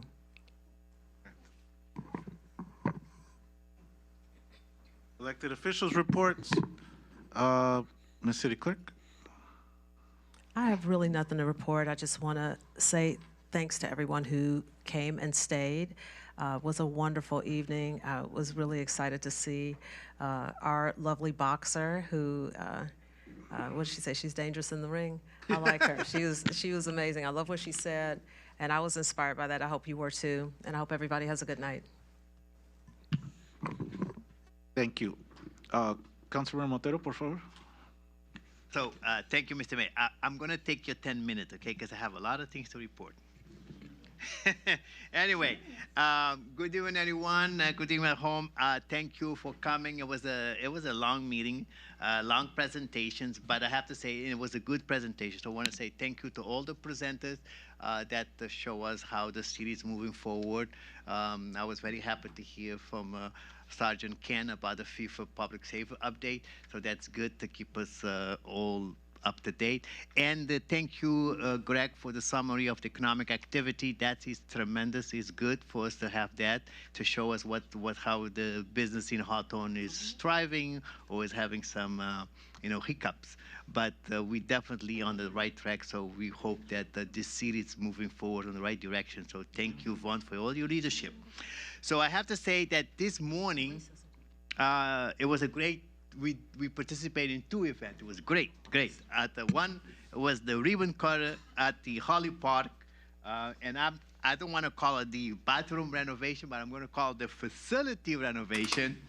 That we did the ribbon cutter at this morning at 10 o'clock, and I want to thank the Baldwin Hill Watershed Conservancy and the board under the leadership of our councilwoman, Katrina Manning, and the director, David, award the grant to the Public Works Department to renovate that facility that now is a bathroom, a snack bar, and a little room for storage. And on the roof is a drone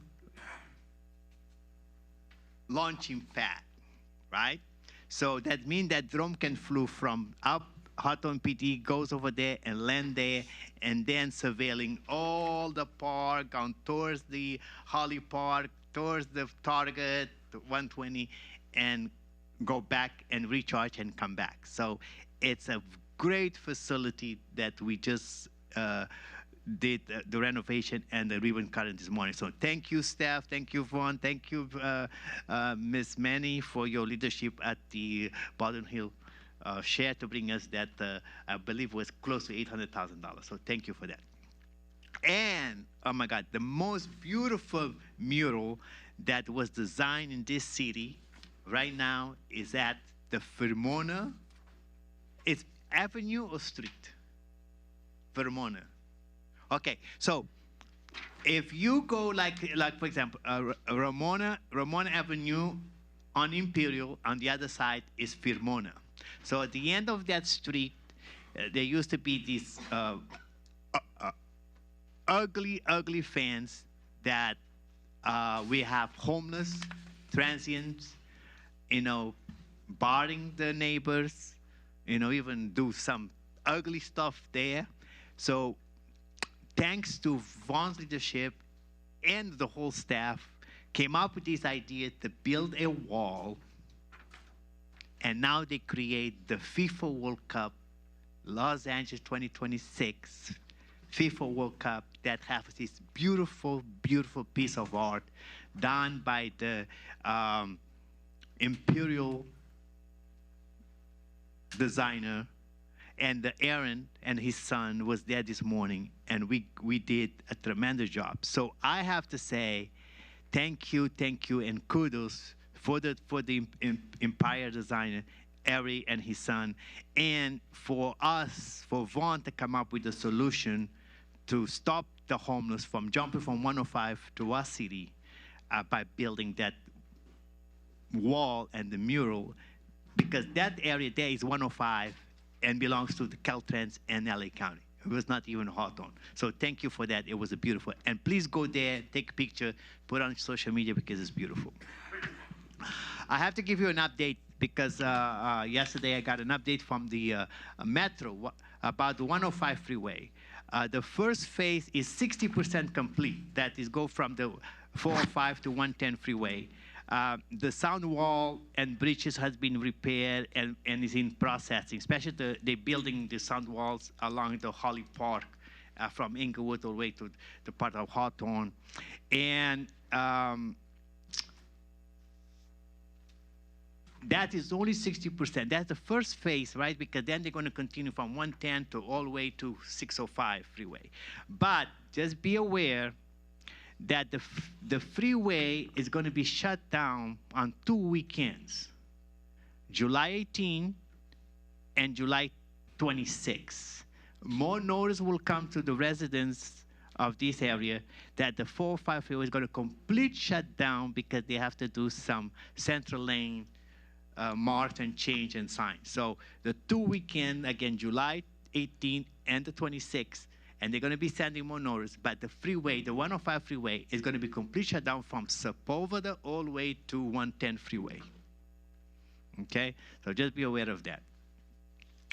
And more good news that's coming up. For example, I did attend a meeting at the South Bay Cog where the 26-27 homeless funds that come from LAZA. So Hawthorne is going to be getting $300,000 for case management program for our homeless program, and $256,000 to for our tiny home, the Bridge Home project, which the Bridge Home, the tiny home celebrate 3rd year in operation last week. So kudos to our homeless. Thank you, Kiwanis. Thank you, Kimberly, for working with the South Bay Cog, and this money is for 26-27, okay? I want to give you guys an update because, like I said, I go to these meetings and things have to happen. Actually, the South Bay Cog also passed their budget, okay? That is about, remember, the South Bay Cog is 16 cities, so they have a budget of $21 million for 26-27, and 45% that goes to program, all dedicated to help for homeless programs, okay? So that's a good thing. The other big agency that we are part of, the Clean Power Alliance, they put a press release out that because on June 5th, the board that I'm part of vote for 2-year budget, 26, 27, 1.2 million, or no, $1.2 billion budget. And believe it or not, 92% of that budget goes to procure energy for renewable energy that delivered to the cities that we belong to. So only 8% of that $1.8 billion, only 8% goes to administrators' costs. So just keep in mind. So that's the reason that the Clean Power Alliance for the 5 years consecutive have decreased our energy bills. And those of you that belong to Southern California Edison, you saw your bill increase. And the only reason that this rate is because Edison is in charge of deliver that energy to the house, called the transmission lines. So every year they go to the state and ask for increase on that transmission line to deliver the energy. But the Clean Power Alliance, we kept the balance. So we do not raise the rates. We decrease the rate for 5 years consecutive to our customers. So that is a fantastic things to learn about. So some events that's coming up. Remember on Saturday at 11 a.m., June 13, we celebrate Juneteenth celebration because June 19 is the holiday. So we're going to do Saturday, June 13, Saturday, June 13. We're going to celebrate Juneteenth, 11 to 3 p.m. We're going to have a famous band playing called Dirty Rice. And it's going to be a lot of music, food trucks, and fun for the kids, jump, etc., etc. And then in the afternoon, right here in front of City Hall, we're going to have the watch party for the FIFA World Cup. That's going to be at 12 o'clock, Qatar versus Switzerland. And then at 3 o'clock, we're going to have Morocco versus Brazil. And you see these bags over here? There are 100 kids that are coming because we're going to have like a futsal type of soccer. So the first 100 children that show up will receive a bag, okay? And have a lot of goodies inside, okay? And we're going to have some soccer balls for raffles and stuff like that. So, and free hot dogs and hamburgers, right, Vaughn? For the youth that's participating. For the youth that participate, not for the adults. So you said it so serious. So that's going to be good news. And then, put on your calendar on June 18, we're going to have the 44th annual K-9 community dinner, right? It's fundraise money for the Hawthorne PD K-9 unit. So just go to Memorial Center, and we usually have a good, spaghetti dinner and a lot of door prize giveaway. So be there. And then if you like to watch more soccer, and again, I have to tell you that I'm so proud of my country of birth, that is Cape Verde Island. We call Cabo Verde. The first time in a World Cup, right? We are an island nation of the west coast of Africa, close to Morocco, south of Morocco, Mauritania, and Senegal.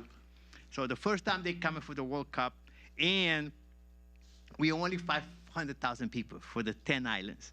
So they're going to be playing on Monday the 15th, Spain versus Cape Verde in Atlanta, Georgia. So if you want to watch the game, it's going to be 9 o'clock in the morning. And then, but on the 21st at 3 o'clock, we're going to have a watch party at the Hawthorne Moose Lodge. But this will cost you $25 because you're going to have Cape Verdean food cuisine. We're going to experience the Cape Verdean food cuisine, plus some special, we call it, grog. A special drink from my island, okay? So we're going to be dancing, we're going to have fun. So June 21st at 2 p.m. at the Hawthorne Moose Lodge. Be there because Cape Verde is going to play Uruguay. Okay, so it is FIFA World Cup. Hawthorne have put it in the position We got all these beautiful displays going on. You saw all those soccer balls and stickers all around the city. So Hawthorne is putting ourselves in the world to watch. So we want to make Hawthorne a destination for all these at least 70,000 people that's going to come to see United States versus Paraguay on Friday.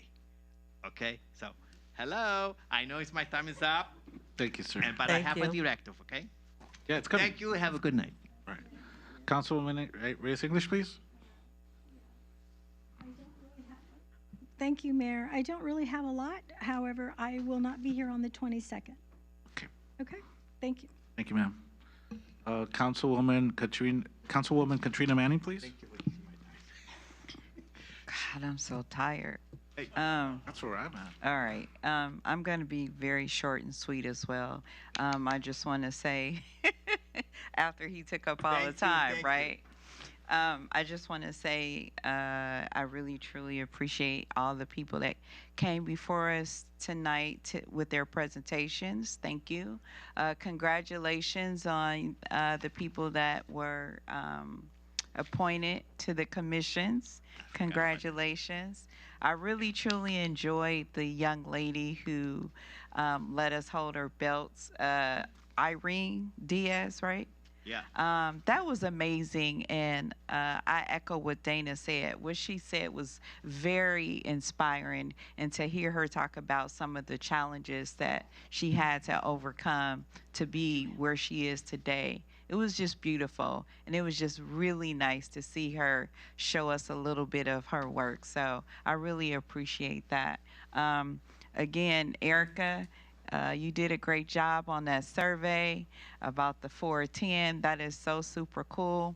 I'm glad that you guys have found common ground to be able to accommodate those folks that have challenges and with childcare and maybe with their seniors. I also had an opportunity to, for Career Day, I went to Eucalyptus Elementary and I talked to the fourth graders about, you know, what it's like to be a councilwoman. And a couple of the kids say that they want to come and work at City Hall in the planning department. So Akbar, you got some folks that is going to be here in a few years. You mean Greg? Greg. Akbar's like, no way. No, there's a couple of kids said that they want to be engineers and they want to do construction. So we got some fourth graders from Eucalyptus. I told them to come and do a tour, you know, to spend a day seeing what that's like. But it was a fun time. I usually try to go every month to a different school, whether it be high school, middle school, elementary. But every month I'm usually talking to the kids about coming to work at City Hall. And I always brag about Von Norris, our city manager, and the work he's doing, and also the rest of the staff and how great that is. Also, I too had an opportunity to be at the FIFA mural today, which was so amazing. It's so beautiful, and I would strongly encourage you to go take a picture in front of the mural. Whatever you do, make sure you tag the City of Hawthorne on your social media handles of a picture of you. Bring your friends, but make sure that folks know what we're doing in the City of Hawthorne. And last but not least, I'm so proud and so humbled and so grateful for the opportunity to secure funding for the brand new bathroom that we broke ground today in the city, in Holly Park. Such a beautiful place. And it's like, I've always been one of those people that when I go somewhere, the bathroom, the cleanliness of the bathroom is super important. And so now we get to go into a bathroom, not only is it beautiful, but it's brand new. And I think it's just going to be great for the community to be able to go there. It's accessible for our seniors, so you can park your car and walk right in there. And like my other colleague said, that there's a flight path on the top for our drones. So it's going to not only keep us safe, but also make us feel good about being in an environment where it's brand new and we focus on, ADA compliance and all of the bells and whistles. So very happy. And also just wanted to give a shout out to the construction company, Vaughn. Germax. Wanted to give a shout out to them, and also a shout out to Baldwin Hills Watershed Conservancy for allowing us to get the grant. Thank you. There's a quick go back, just brief. Yes, thank you. I would be remiss if I didn't acknowledge our police officers today.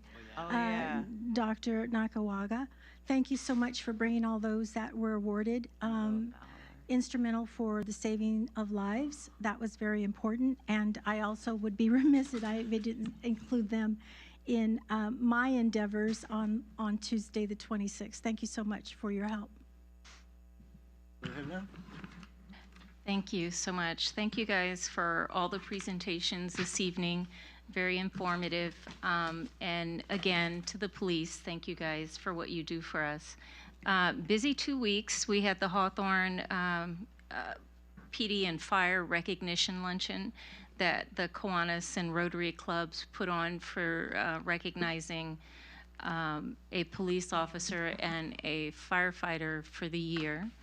And that was, it's really nice to always see that happen. And then again this morning at Holly Park, the ribbon cutting for the bathrooms. And thank you, Councilwoman Manning, for getting the money for that. We also had the unveiling of the FIFA mural, and that address is 11201 South Fremona Avenue. Just in case you want to go see it, it's very beautiful. But I'd like to give you a little bit of history, because had the community not complained about all the encampments that was running up and down the freeway on the opposite side on county property, we wouldn't have a wall, we wouldn't have a mural. So while sometimes we get frustrated with all the complaints because we, get a lot, it is necessary that you speak up and let us know what's going on, because if we don't know, we can't address the issue.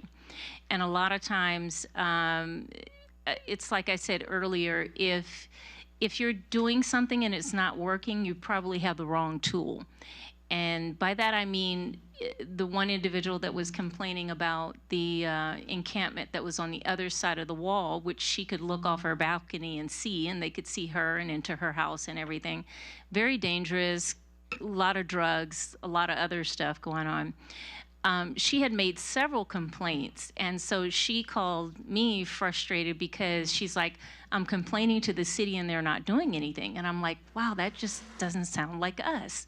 Can you send me your ticket so that I can research it? And lo and behold, she sends it. I don't recognize what I'm looking at. I'm like, I have no idea what this is. I send it over to Vaughn, and Vaughn's like, oh, this isn't our system. This is the county system. So that's why they're not responding. And that's why we weren't responding. You were using the wrong tool. But immediately that day of the complaint, Vaughn and Chief Lane got the officers out there. Espinoza was out there. I think they ended up arresting like 2 or 3 people because they had outstanding warrants, gave notice to everybody else, and within 3 days that encampment was cleaned up. And so, but then the next day they started coming back. So another phone call was made. They went out there immediately, cleaned it up again, told them you can't be here. And one of the biggest challenges was there at the end of the cul-de-sac, it was wide open with like a chain link fence. And so they were coming through the chain link fence. Kids couldn't play in the cul-de-sac. They were unfortunately defecating on people's lawns and everything. It was like disgusting. And so instead of Vaughn just saying, well, we'll just keep calling the cops and send the cops out there, send the cops out there. Vaughn's a fixer. Vaughn fixed it. He put a wall. So now you got to climb over the wall if you're coming over here. Not too many people are going to do that. And not only did he do a wall, he had a mural painted on it. And I mean, that says a lot about our city staff. They go the extra mile to get the things done. Our police officers are constantly very responsive to any time there's a homeless issue, a safety issue. They want the streets clean too. The cleaner our streets are, the less work they have to do too. So we got to do the hard work in the beginning and get our streets cleaned up. And I think our police officers are doing a great job. They're very responsive. We're cleaning up the county side of the freeway. And you know what? If that's what we have to do to make sure that our residents feel safe and that our property values don't go down, then that's what we do. And so my hat's off to Vaughn for not just doing the bare minimum, and for the staff thinking outside of the box, and having the meetings that they have every morning after city council meeting to try to figure out how to, accomplish what we are telling them to do from here, and to also address the issues of the residents. So we are listening, and we do appreciate you, and we're doing the best that we can. But again, hats off to you guys. Thank you so much. And that's it for me tonight. Thank you, guys. Okay, we'll move into the council directives in a little bit, but thank you all for being here, everybody for expressing themselves today, during oral public comment. I still gotta get used to it. Yeah, very proud of the Irene, the pugilist, our boxer. She will be making it to the Olympics. I know, so I have a feeling. The way I've seen her perform, and beat the other opponents. I was gonna ask her if she knew who her competition is out there from some of these other countries already. So I'm already thinking ahead, but one step at a time, and she's gonna be there soon. Yeah, I think everybody kind of mentioned everything. Like I said, the United States, Mexico, France, Spain. Those are my top choices. Obviously, those are the countries I'll be working. Oh, and Cabo Verde too. Okay. Yeah. Right. Okay. It'll be a miracle in the eyes. Are there any council directives at this time? Yes, I do, Mr. Mayor. All right. So one directive, because I got this letter from Jackie Bacharach from the Subway Cog, asking for a letter of support for this SB Bill 799. Remember that the Housing Trust, right? We're trying to amend the bill in Sacramento to allow us to include also workforce and moderate income housing, right? Because it starts with low income, but we want also to be able to put workforce and moderate income housing, because we got the Air Force base coming to us and say, the military, they're still struggling finding housing that it's moderate income. So we're trying to accommodate the Air Force base and some other future funding that say for moderate income housing, because then we will not be able to apply for those money. So this letter have to be done by the 11th. So I want to make sure that I will get your guys' support to ask our city manager and city attorney to submit the letter in our behalf. Make a motion.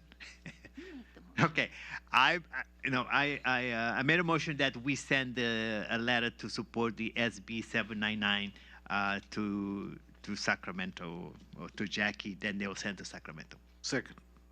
Okay, I got a motion, a second. Thank you. And I have another. Just a moment. Oh, no vote yet. The votes are in. Voting reflects mayor and council voting yes. Okay, go ahead. Thank you, Mr. Mayor. One, I think it's just a directive, maybe Vaughn for Akbar to send the traffic engineer to study that cross section of 126 and Cedar, like the guy said he needs a stop sign. Sometimes I do drive that street, and he's right. So it's kind of dangerous sometimes to go through the street, the ones that have not stop sign. The cars coming like north and south can hit you if you're coming west and east.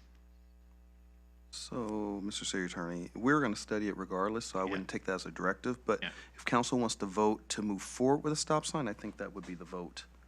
Because we're going to look into it regardless. Yeah, I would make a motion to go ahead and just put a stop sign in that. Actually, Second. to make a four-way stop sign. Second. I think we should do a study first. Well, Guys, study I mean- plus it's a study. I mean, you know, Yeah. because I know it's danger there. I drive there all the time. But the thing is that,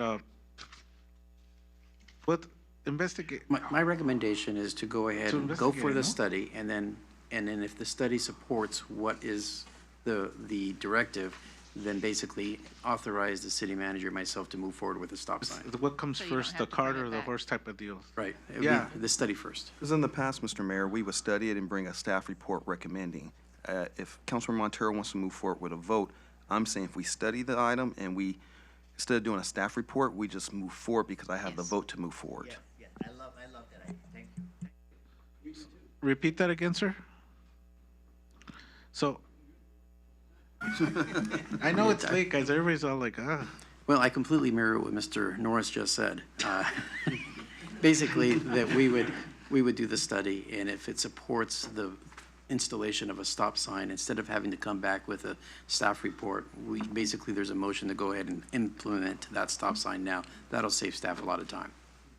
To the chair. God, I don't know, man. To the chair. Go ahead. The reason why I would agree with that is because if your study backs up that it's a safety issue, we need to move immediately. You don't need to wait until we come back from vacation to put a stop sign there. So if you guys agree that it needs to be done, there's not a reason in the world I wouldn't vote for it if you guys have already determined that it needs to be there. Go ahead. Comment? I was going to second. Please vote.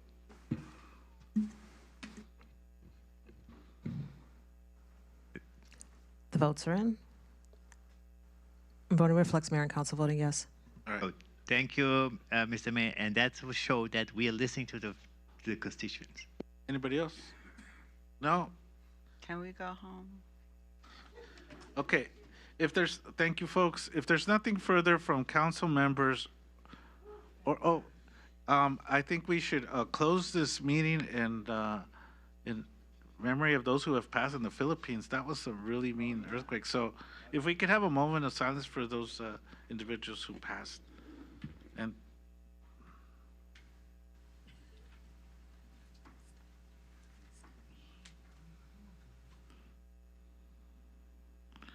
okay, folks. If there's nothing further from council members or staff, this meeting is adjourned at 10:17.